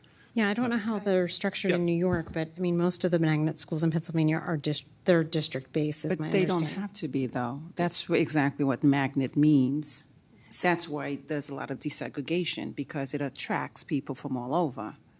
So we have magnet schools that are both intra within a district and inter. In recent years, federal government does have a funding stream for magnet programs, although after Jackie's legislative update, who knows what will remain. But historically, in the last decade or so, the magnet school program did give a sort of competitive preference. If you wanted funding for your magnet school, and you accepted students from out of district, you get a slight advantage. It doesn't mean you have to do it. It just means if you're applying for that funding, you can do it. But what I think is important about magnet schools, regardless of whether they're within or also admit out of district students, is that it has an active recruitment plan. It makes sure that everyone who is grade eligible for the school knows about it. And even though there are more applicants than there are seats for right now, it means that people equitably know about it and can easily apply to it. And so that's a really important sort of civil rights provision to make sure it's not inequitable. So in a magnet school, if somebody's outside the district and they want to go to this school, could they be prohibited from, could they be turned down? Yeah, if it's an intra-district school, then it would be only inter-district students would be eligible. So how it's established. So in the Harrisburg area, there is a magnet school for performing arts, and it's certain IU/counties that participate in that. Some of the CTCs are the same way. So it's by choice of the district of what we're going to offer. So you basically let people know right away that this is a magnet school, but it's only for the students in the district? Okay. Yes. So I was on the committee about should Delta be a school, and this was actually a subject I brought up for the very reason that Erica spoke to, is that one of the big concerns about Delta not being designated specifically as a school was a little bit about resource allocation and access to resources for different members of our community, because it was very much a word of mouth, and people who had friends would tell them about Delta, and often they would come in. And so for some of our families, they just weren't aware as to what it is. And so both by being a school and then designated as a magnet where it's clear that it's open to all students within the district, I think is really important for the equity reasons that you elucidated. And I know John's been thinking about it for a long time, but I know it was something that I brought up to that committee in terms of like, why would you be a school? And I'm like, if you consider this kind of structure, there's a lot of benefits. Peter, was there something you had your hand up for? Yeah, I'm just in the 5 core components, which you went through quite quickly. I'm wondering if there's any area there right now where you think, I really feel like the magnet is going to make this particular thing stronger than it is, or safer than it is right now. Because a lot of the going through the process was concern about changes to Delta. And so is there anything that speaks to you particularly in these 5? Yeah, I think perception and awareness, like letting the community know who we are and not having it just be an insider, if you know about Delta, as you were saying. And making sure, and when people say, what is Delta, being able to explain it in a way that people understand in the community. Yeah, I've encountered that a lot as I talk about my child going there or whatever, that, what is it? And I think that democratic school thing doesn't always seem to proliferate in our district very well. I don't know why, but it isn't always, at least in terms of students, like they don't always, they're like, well, that's an alternative option or something, and they don't always have that strong identifier connected unless they have some knowledge already. So I think that magnet designation, it's kind of right up there, right? It's going to be Delta, and then whatever your theme is going to be part of your identity even more strongly. And so, to me, that would be a reason that it's so beneficial. Peter, I wasn't on that committee. I wasn't a Delta parent then, actually. But my understanding, there was a question about whether Delta would change or not. And I think another part of a magnet school that's very key is that it's unique. The whole point is you attract people from outside of its area. It's harder, right, to leave your neighborhood school. You have to usually go further. And the district does a great job of providing transportation, which doesn't make that a barrier. But still, there has to be this uniqueness that makes someone choose it. And so I think the magnet designation also protects the uniqueness of the Delta democratic model, right? That it says a magnet school doesn't work if you can get the same thing in every other middle school or every other high school, right? It has to be special. And so I think that's a real key component as far as I understand what the discussion was. yeah, that was the point of why the issue was raised during that committee. Yeah.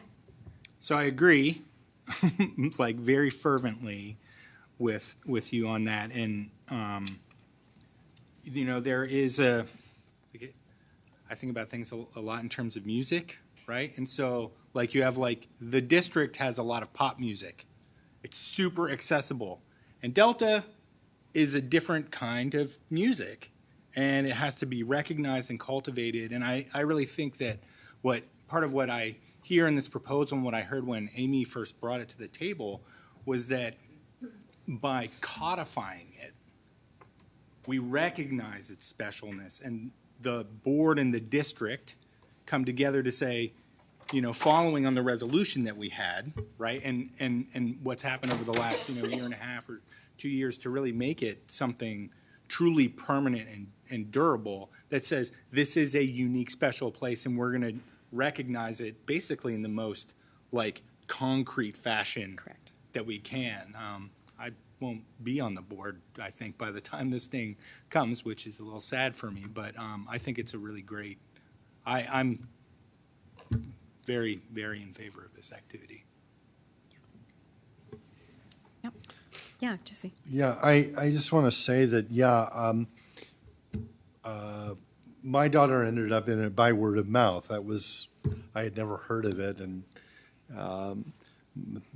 her mother had a better ear than I did, so she got in. And so, I mean, I look at these 6 things, and I would say 4 of them right off you can say that you already have, and the others that I think you could probably acquire very quickly.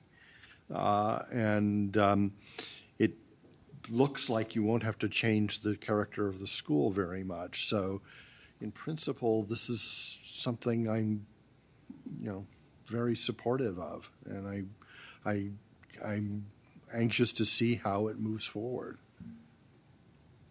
Yep. And that's Great. Anything else? All right. Thanks so much for giving us an update and let us know where things are at for your work on the committee. Yeah. All right. We're going to move on to a special education and hearts update, and I think we're going to have Heather Pringle, Michelle Hammersley Quick, who I'm guessing might be online, and Danielle Yoder join us.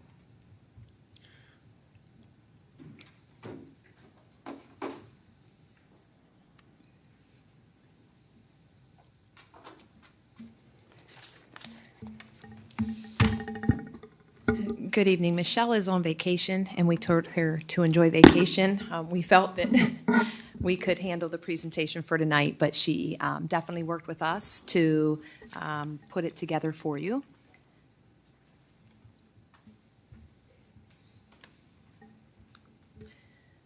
So Mr. Johnson asked me, we had actually spoken about this while we were looking at preliminary budgets and before we did budget approval.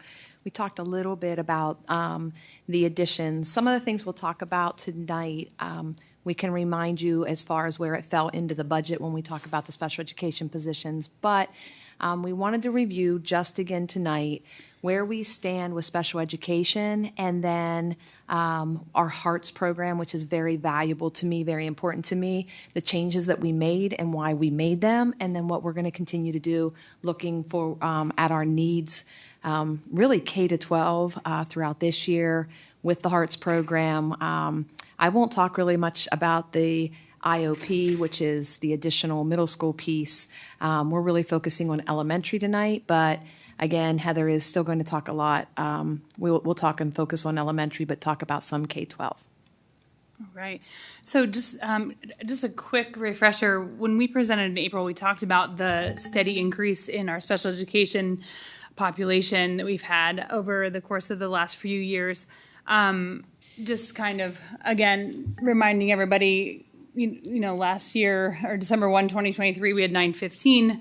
Then 999, and then most recently we ended the year with approximately 1,108 students identified and eligible for special education services. So we're seeing that steady increase, as we said, and we kind of projected that we would continue to have.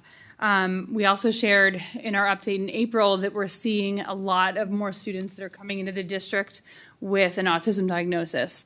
And the impact of that is significant because the Pennsylvania Department of Education guidelines for caseload numbers is smaller for students who receive autistic support. So again, comparing autistic support to learning support, for example, an autistic support teacher can case manage 12 students who receive an itinerant level of support, whereas a learning support teacher can case manage 50 students who receive itinerant learning support. So it's just to put that in perspective and why we continually come back to look at these numbers and how it's impacting our staffing across the district with that increase. Under IDEA, we have something that's called early intervention services, and that's for students or children from birth to age 5 who have developmental delays and other disabilities. This is identified through a multidisciplinary evaluation through the early intervention team, which is similar to how we identify students when they come to us in kindergarten and beyond. When students are eligible to enroll in kindergarten and they're receiving early intervention services, we plan for them by holding meetings every February. And I'm sharing this information because in the past 5 years, you can see the increase that we've had. And this is the number of meetings we've had scheduled. Okay, so we have students that become eligible after the February meeting. So the numbers continue to increase as we plan for enrollment for the upcoming school year. So you can see for February of 2025, we had 51 meetings scheduled. So you compare that to the last 4 years, and it's just a significant increase. And again, we're seeing that, and it's impacting our staffing significantly. So those students are coming to us with an already diagnosed individual education plan, some sort of diagnosis. It might be developmentally delayed, which transfers in, but it is not our district identifying them. What you don't see in that 51 is the kindergarten students who have not been through early intervention or any preschool, and they come on the first day of school, and we recognize a lot of needs, or our kindergarten teachers recognize a lot of needs. That would start that process in kindergarten. We would never jump straight to. We use the multi-tier system of support, but really try to get hands-on. When we added these early intervention meetings, it really does help give us an idea of what schools, best placements. We'll be talking later in the presentation about some additional classes that we've added that really specialize in some of the students that are entering into our schools that I think were fewer in past years compared to, again, the increase of autistic and other, I would say, supplemental or higher needs. So for the upcoming school year, we did have additional teachers included in the budget that was proposed and passed. And this is just how, at the elementary levels, how those teachers will be placed. So you can see how they're kind of parsed out across the district. Ferguson Township, additional position for autistic and emotional support teachers. And you can see in parentheses the projected caseloads that they'll have throughout the school year. And they're going to vary by the building. And you can see, we have 12 to 15, 10 to 12. You can see Radio Park might have up to 20. And again, that varies based on the type of support the students receive and the level of support, because the Pennsylvania Department of Education dictates what we can have as a maximum caseload. So those are the 6 positions that we've added in the elementary buildings. And I think it's important to keep in mind that as students matriculate through elementary schools, we're going to see this impact in middle level down the road as well. So in the budget, there was one added position, which is important. There were 3 that were utilized as predictable term last year due to the increased needs. It was agreed upon. They stayed within the budget. And then the other 2 that are listed there were the ones that were added when we reduced 1 Harts. So I'm going to take us into a little bit of an overview. So think back to the beginning of last year. And we came to you and we wanted to add, due to the increased needs that we were seeing in our elementary schools, we asked to add an additional up to 24 students. So we went from 12 students in 23-24 to adding additional staff and building the Hearts program that it could have held up to 24 kindergarten through fifth grade students. We believed that we were seeing some higher level crises, but if you recall last year, we were able to add some additional special ed into some of our bigger buildings. What we saw by adding those additional staff is we were really able to support the students quicker, get them on positive behavior support plans, have that support within the buildings, which ended up that we didn't have as many Hearts referrals, which is really, I think, a positive thing. We were able to maintain them in our school. Last year, we increased it, and the slide shows from 12 to 24. We continued to provide 2 paraprofessionals in that building. We added through UPMC supports 2 what they call BSCs, or behavioral specialist consultants, so that there were 4. So we had gone up. They maintained their mental health therapist, and we actually in last year's budget increased the psychiatric hours to support the students and families. You will see if you look month by month, we didn't increase at any time above 13 students. We use data to track it. We do look at the different needs. Michelle Hammersley works with Kelly Mark and then Becky Swintoski to really drill down and take a look at the entry in and exit to make sure that the students really fit what the Hearts program is, and then they're transitioned out so that they can, when they are transitioned out, they are effective in our schools.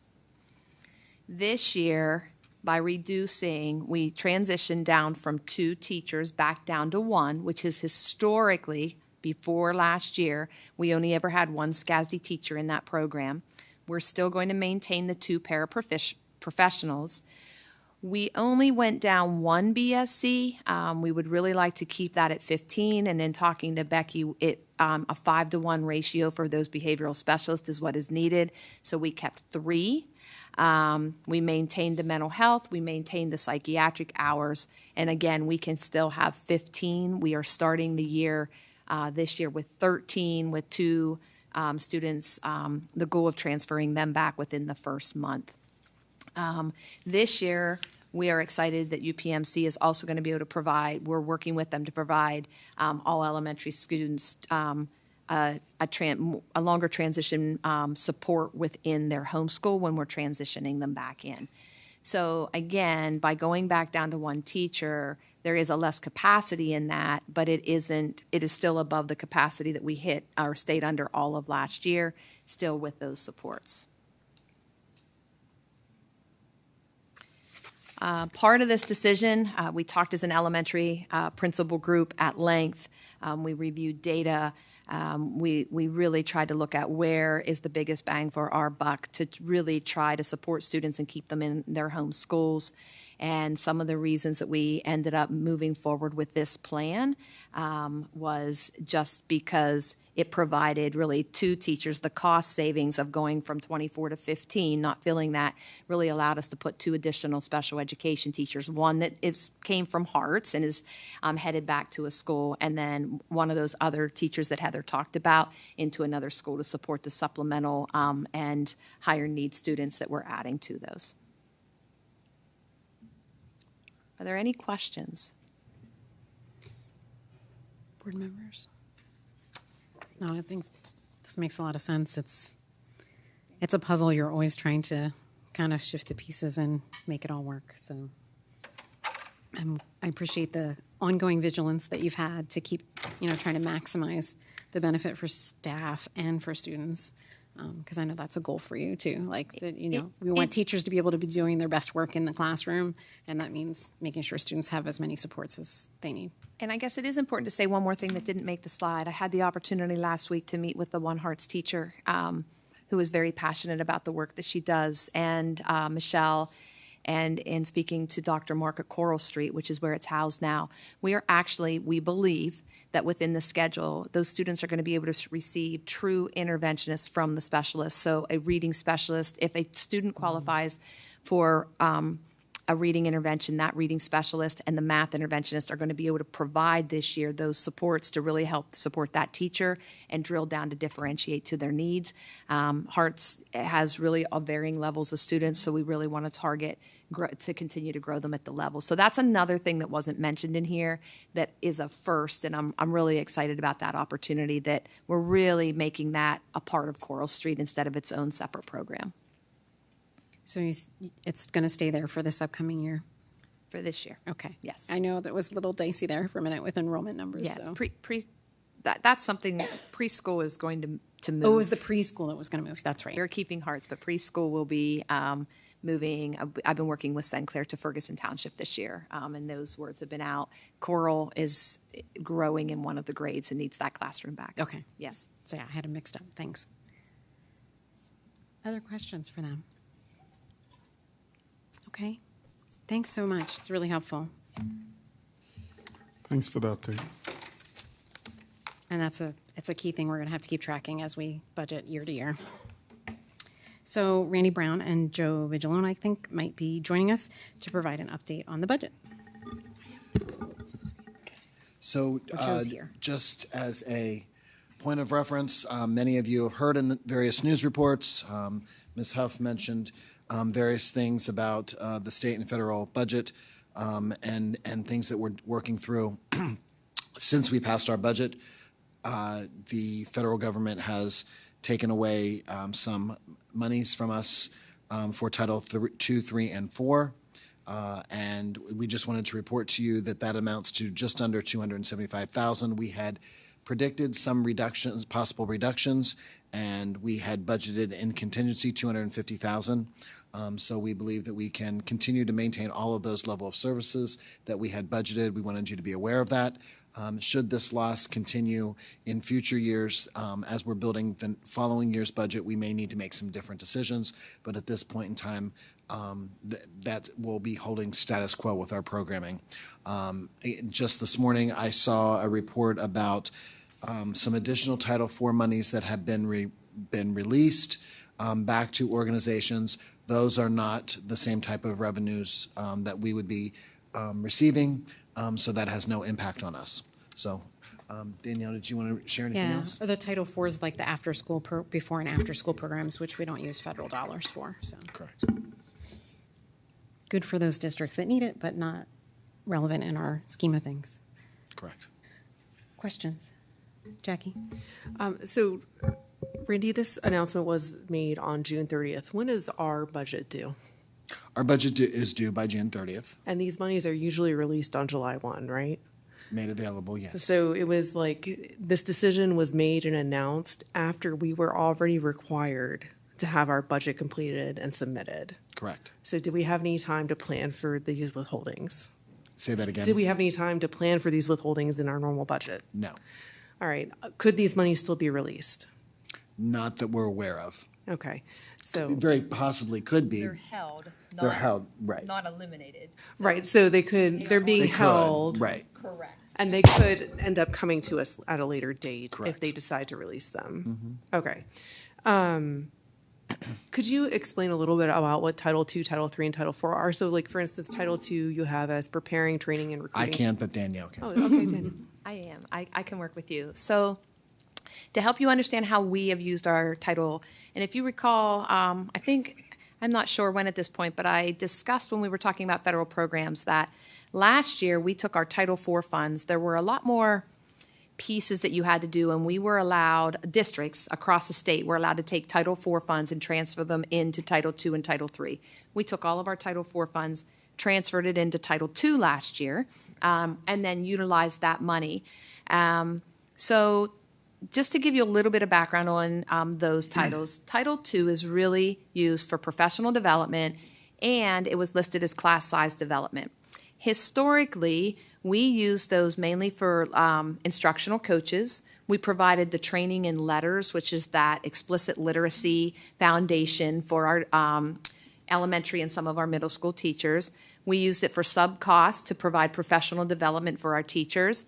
And then last year we had the new Title II position that Mrs. Spots was in that really provided professional development hands-on within the schools and as whole group professional development focused on a lot of structured literacy, MTSS, and different interventions. Title III is used to help with professional development travel costs for families for attending special school events like parent and family engagement, conferences. It's also paying for our Elevation software. That is a compliance software that we use to make sure that we're using data-driven decisions and making the data more ready for our teams. In a lot of cases, our ESL teams were impacted by Title III. Or ELs, sorry. And then Title IV was really only about 8 years old, and we were using it in the past to cover costs to enhance the gifted screening tools that we put into place, the 7A process that we've spent a lot of time on this year, working with Dr. Frankenberg and some other processes, making sure that we're looking at all students. And again, we used them for counseling. We used it for summer school. We even, with some of the enrichment, used it from some new robotics program kits that were done in some of the gifted. So all very impactful money, really benefiting all students in our district in a number of different ways. Yeah, and I want to point out that when we have funds that say go towards supporting English language learner teachers, and we lose that money, we still need to provide those trainings and those different things for those teachers. And so I want to be clear for the community that when we lose these types of funds, it doesn't just impact the students in those programs, because when we lose that money, we have to find it somewhere else. And when we have to find it somewhere else, it impacts all students. It means we have to face potentially considering larger classroom sizes, which is a big point of pride in this district, and maintaining small classroom sizes, because we know it's one of the most impactful things that happen to students in terms of giving them good outcomes. So losing these kind of federal funds impacts all of our students and can most definitively impact our achievement when we have decreased resources. So that's just a statement I want to make. In September, at the CCL meeting in September, we will be presenting on our summer school programs. That in itself, after the ESSER funding, which was of course provided after COVID, we reduced by almost 200 students this year. I had title teachers this year very emotional that we could not service, and our English language learners, we could not service all students. We really had to do it based on data, and we had far more students that could attend, but we had to cap it right around 100 students. That is an ongoing program that's happening every day. Tanya Black is really taking the oversight of that excellent program of 4 weeks of instruction in reading and math and ESL. That again, and that Title III, that was another one that this year helped to at least maintain 100 students. And then already this year, from last year, we had to use local budget money just to be able to hold a summer program. Yep. And that's really important for those students. Yeah, Peter. So I heard you say, and Dr. Bader reiterate, that the ripple effect does affect all students. But just because it affects all students doesn't mean that it affects all students equally. Correct. So who in our student population, who takes the brunt of these cuts? I would say in many cases, many marginalized students. Now we still have extended school year, which is funded by IDEA, which is special ed funding. But those students that are 1 to 2 years below grade level, that we're catching up, and by May they're making it, right? And then we provide them opportunities in the summer, and they can no longer do that. So this year, a big impact of the summer program were those kids that we really want to boost so that then they can begin to soar, and those students didn't get an opportunity this summer to even join that. So it really impacts a large portion.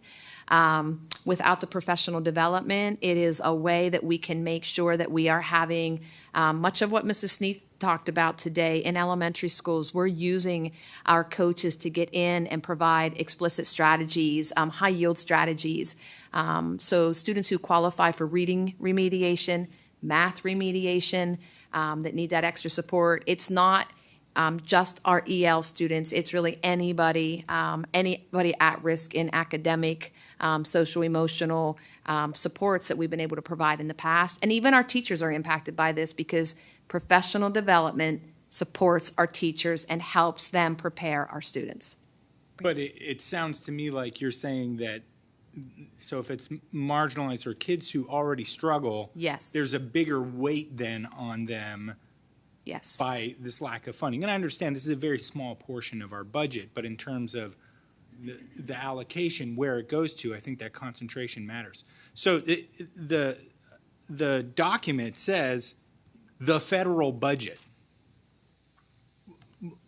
Where how did this directive come to us? How did we learn about it? As Mrs. Huff said in an email at I think 7:30 p.m. on June 30th, when the consolidated application for federal programs is available to submit, not required, but it's the first day that schools can submit to begin to get that money. School districts received, I think the state received an email that pushed it to us that money was not being provided as of July 1. They would release the Title I funding that we are receiving to support Title I, but Title II, 3, and 4, or the 275 in our district, was being held. And we received that information in an email. From who? Across Pennsylvania. From who? I would have to go back and look it, but it came from federal government to the state saying we're holding this money. PDE propagated it from the federal government, is what I've read. And from what part of the federal government? Department of Ed. Okay, and who's the agency director of Mrs. McMahon. Mrs. McMahon, and who asked for her to be appointed? President Trump. Okay, thank you. You're welcome. I would also like to say that, we're lucky that we have a contingency for this. Many school districts, rural, urban, do not have the contingency, nor do they have the funds, and it's going to affect them immensely. Some inner city school districts are on the verge of collapsing and won't be able to fund the basic necessities for their students. So this is having immense impacts on our students across our country, I guess you would say. Yeah. And Curtis, I was thinking exactly the same thing that you were saying just right now, that we are very fortunate, and also for having the contingency plan that you did. So thank you so much for that. Yeah, I think to the point that you made, when we talk about marginalized students trying to make growth, we always talk about they need more than a year of growth to catch up, right? So when we have students and we're trying to get them more than a year of growth and finishing a school year, and then we used to have opportunities to then continue to support them through the summer to prevent summer slide, as it's often referred to. We're having them take 3 steps forward and 2 steps back every single time that they lose that opportunity. And as Dr. Sneath has talked about, we're trying to identify how to be more successful. So are other school districts, and they're trying to look to drilling down, as you said, to which kids are struggling the most and need the most support and help. And those are the students these kinds of funds are largely targeted to, and they're being taken away. And frankly, it's unacceptable. But with that, we'll stop pontificating. You want to add something, Jackie? No, well, I just wanted to add that the justification for this money being withheld was that it's being grossly misused. And I think Ms. Yoder has done a really good job of showing that we are not misusing this money, that we are using it to improve outcomes for teachers and students alike. And we are not alone in this, right? All of this money that's being spent is held to the account of the community in which that money is being spent, and is publicly available in budgets across the state. And so the assertion that it's being misused is personally disappointing, because we work really hard to make sure it's put to good use. Yeah, and it has bigger impacts than, the students are always our focus, but as your lovely shirt has that I also own, Title IV funding that goes to things like before and after school programming, not only are those important for the students, but they're important for those families. Those working families rely on that kind of support in order for them to continue to strive to support their families, to potentially move out of poverty. And without those kind of funds to support those families, we're further forcing them to maintain cycles of poverty. And personally, that's not a goal for me. And with that, we'll stop beating this horse. Since we're close to the end, it seems like everybody's hanging in okay. I think we'll keep plowing on. Randy, I think you're going to have a update about some private school connections. Thanks, Danielle, very, very much. And I appreciate your participation in our discussion. Yes, as Mr. Crispel comes to the table to join me, I'll go ahead and get started. You have an awareness from previous board action in June, and then also from this memo about changes that we have been forced to make regarding private students participating in our activities, both athletic, extracurricular, as well as curricular.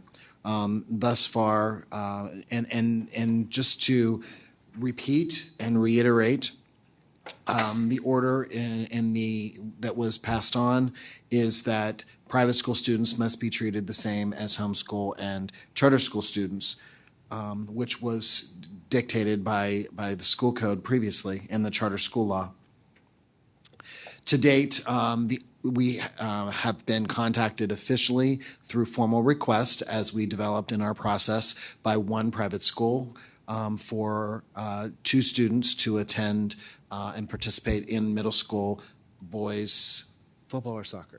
Soccer, thank you. And the PIAA has agreed to that cooperative agreement. We will ask at a future board meeting that you approve that cooperative agreement as well, just to have that officially on record. We were waiting for their comments and action before we brought that to you. I believe that later this week we'll hear from another private school that could have up to 8 students for several different schools, several different sports each. That have students to be interested. So right now it's been an athletic venture, but as the school year gets closer, we can anticipate at least inquiries for some of our other programs as well as curricular programs. So if you have any questions, we'll be happy to answer those right now, but we just wanted to give you an update. Board members? So I have one question, Randy. So when we get state and federal funding, that's based on what? Our AD, can you tell people? ADM. And our ADM is for the community? Average daily membership. Right. And it's based upon our students attending our programs. Correct. So all of our funding is linked to district students being enrolled and attending school in our districts. We budget based on our ADM. So our ability to predict and know what funds we need to fund our extracurricular and curricular activities is largely based on our enrollment. When the door is opened for additional participation, which we cannot anticipate, do we receive any kind of funding from other than local property tax? Do we receive state or federal funding for that? The exception would be no, with the exception being charter schools, because since we pay tuition to charter schools. And that was an established process that we're familiar with. I'm just being very clear. Absolutely. But in terms of private students, we don't receive any additional funding. That is because correct. they do not impact our ADM. Correct. Okay, I just wanted to clarify that. Thanks. And one other question, Lauren, once there's a cooperative agreement between one private school and us for middle school soccer, is that then established indefinitely, or like if we don't have students enrolled for a period of time, does it collapse and would it have to be redone every time? Good question. It's typically a 2-year cycle for cooperatives. So I want to also call attention to the amount of administrative time that this is going to require for us to do this process potentially multiple times in multiple sports at multiple levels of instruction. Correct? So you will have to do paperwork every time we have one of these agreements That is reinitiated. correct. Yeah, each one is its own individual cooperative agreement. So there is an agreement for middle school soccer. There may be one for multiple sports. It does take some time. I want to express my gratitude to Mr. Johnson, Mr. Brown, Mr. Etter for what has been. It has been a very intentional process to make sure we're not only meeting the needs of students, but also meeting the needs of athletic trainers, coaches, and most importantly, the students and families. So it is a process, and it's new. And as you said, it does require some time and a lot of eyes to make sure we're going about it the right way. And I want to be clear, my questions are not intended to have any relevance to the students that participate in any of our programs, regardless of where they come from. Students are entitled to a good experience. My comments are geared at the structuring and the way that we fund schools and programming. So that's all I have to say about that. Anything anyone else wants to add? Okay. Thanks very much, Lauren. I appreciate you sticking it Thank you. out until Yep, the very absolutely. Good to see you. end. All right. Thanks, Lauren. So last up we have, last up of information reports, we have policy updates with Michelle Simpson. I think we have a number coming from the Policy Development Committee on some nuts and bolts types of things, it looks like. Sure. Thanks, Michelle. Okay. Is this on? Nope. Okay. Now you are. All right. Good evening. Randy Stain, because these are Randy's department policies. So in front of you, you have multiple 600 series policies that were discussed at the July 15th Policy Committee meeting. And Randy's here to answer any questions about specifics. I'll just give an overview of each one of those. Policy 606, tax collections. The delegation of responsibilities section is expanded to include the duties. And there also is language regarding final tax and supplemental settlements, types of taxes levied, and various references regarding tax collector reports, advance deposits, etc. is not recommended by PSBA for inclusion, as much of it was very procedural. So that information was eliminated. Any questions? Yeah, Jesse. I was just looking at, is this too soon? 819, there is just one. Yeah, we're going to go through them one at a time. Oh, okay, Sorry. then I'll ask that question much later. No worries. Yes, thank you. No, it's totally fine. No questions on that one? All Okay, right. the next one is 613, cooperative purchasing, and the guidelines section has been added with information included in accordance with the Title 53 requirements. Any questions or corrections? Okay. Next is 614, payroll authorizations, and there's language regarding timekeeping procedures. Withheld wages and payroll certification has been added to the guidelines section for clarity. And in the authority section, language regarding board action has been revised and expanded upon. Okay. Any questions with this one? All right. I think the policy committee did a great job. Great, Clearly. yes. Policy 619, district audit, was a revision, and there's currently district audit public. Language regarding presentation of the audit has been added to the authority section, and language regarding reporting requirements has been added to the delegation of responsibilities section. Questions about that one? Policy 621, local taxpayer bill of rights, that also was had revisions. The finance and operations officer was added to administrative responsibilities for obligations in the delegation of responsibility section. Original language outlining the municipal tax appeals board process has been replaced with more general language, and more items for consideration have been added to the process for appeals. Questions on that one? Nope. All right. Okay, 622, GASB, right, Randy? GASB statement. Finance and Operations Officer added to Administrator's responsibility for obligations in the Delegation and Responsibility section, and the Guidelines section from the original policy is not included as the language was procedural. So those were the revisions to that policy. Any questions? Oh, see, Peter? I'm sorry, can I ask a question about 621? I apologize. Oh, yeah. Sure. Yeah. So once you go through all four of those appeals, right, those are more or less in the district. Can they then appeal to court? Can they try to take an action in court? Yeah, okay, all right, I just wanted to make sure. Cool. We don't encourage it. No, I understand. It's not there. Right. But but the actions required in the district are. Yep. Correct. 25 years ago, there was a claim of the occupational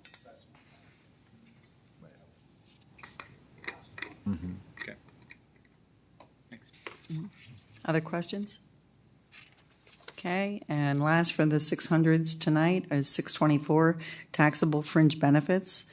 That policy is intended to clarify the district's operations regarding taxability of employee fringe benefits and written in accordance with IRS requirements.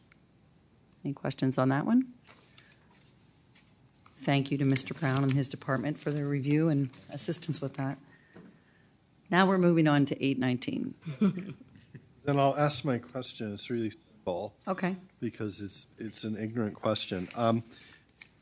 Safe to say something. This doesn't say what that program is. So at least I couldn't find it. It just, it says, it assumes that you know what it is when you read it, so. So it's a statewide program that was initiated by, was governor, pretty much, right? Yeah, I think so. Okay. Attorney General. Okay. So it's a statewide anonymous reporting program. Jonathan, if you want, you can tell a little bit about how it comes in. It is pretty robust, and so it's a requirement of us as well, and all districts in the state use it. Yeah, so it's across the state. It's been in place for about 6 or 7 years. Came out of Sandy Hook originally, where it's derived from. So students, community members can anonymously report it. Information goes to Harrisburg. There's staff 24/7. And they then send tips specific to each school building back to the administrative group, including myself, other administrators. So for example, Park Forest, the middle school principal would get it, the assistant principal, myself. We get the tip. We then act based on what the tip is. It could include the police, doing safety checks, text message, emails, and if it's life-threatening, we would get a phone call in the middle of the night to assist. The SROs get Yes, all a of school the SROs resource get all of them as well. Yeah. No, okay. That was my only question. Yeah, of course.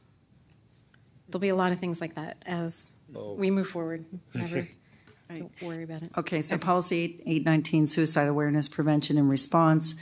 As a reminder, this was discussed before at the June full board meeting, and there was consideration of rewriting the area called response to suicide attempt. So administration took a look at that particular section and made some changes to it, and it's being represented tonight with those changes. Yeah, I had asked for that. I think it's, at least for me, it reads clear? much more clearly and Good. definitive. So I really appreciate the work that went into that. Yeah, thank you. Any other questions on that one? Okay, so all of these items will be moved forward for action at the next board meeting. Awesome. Thank you. Thanks to the Policy Development Committee for all the vetting out and how little input we usually have to give at the full table. Next on the agenda, we have an opportunity for board members to share updates on their committee initiatives. I know a lot of things aren't necessarily meeting in the summer, so we'll run the list quick. Intermediate unit. So we meet Thursday. We actually have our reorg meeting on Thursday, so just a heads up on that. And we welcomed our new director, Dr. Kurt Vassis. So the summer is quiet at the IU in many ways, but it's going fine. Great. All right. Education Foundation was Dan, and Deb has stepped into that role. So we'll get an update, I think, at the next opportunity. CTC Local Advisory Committee, Carlene, is there anything to share new? No, we have a meeting in September 4th. Okay. So our Citizens Advisory Committee, we've actually appointed in our consent agenda today, we've appointed some new members. So thank you to those people for stepping forward and offering their expertise on technology and facilities CACs. Carlene, any athletics not in the summer, right? Not really meeting. So we had a facilities CAC. Mike Fisher shared quite a bit about a variety of subjects, some of the stuff about Park Forest Middle School, district-wide facility master plan, the addition at Mount L, air conditioning, HVAC issues here in this building, and a variety of things, and just got some feedback from individuals. So that was just a really helpful update on the number of facility things that he's got involved going on his plate. Is there anything you'd like to add, Gretchen? Yeah, that he let us know that the traffic light. Yeah. That PennDOT has said that the traffic study indicates no traffic light will For Valley Vista at Park be Forest Middle happening. School. And I wanted to give an update on that. I've been playing phone tag with Eric Bernier, who's chair of MTO, and I have been told that he understands the process of what we might be able to do. So hopefully I'll get in touch with him and we'll figure out how we can move forward. Yeah, so that's, yeah. I was just trying to figure out the name. Is it the MPO? MPO, thank you. The Center County Metropolitan Planning Organization, which manages like big traffic, road projects, et cetera. Yes, so that's what the study said, but that doesn't mean we're done trying to make that come to fruition, so stay tuned. I don't think finance CIC has met because we're past our budget. School health and safety, I don't believe is met either. And technology, I don't believe so as well. So for future meetings, August 4th, 2025, we'll have Committee of the Whole regular board meeting at 7 p.m. here in Panorama Village. August 18th, we will have a regular board meeting here at 7 p.m. in Panorama Village. And August 19th will be our next Policy Development Committee meeting at 1:30 here in Panorama Village. And that completes our agenda and updates. And with that, I'd like to adjourn the meeting of the State College Area School District Board of Directors. Thanks for making it a meeting with no breaks, and have a good night.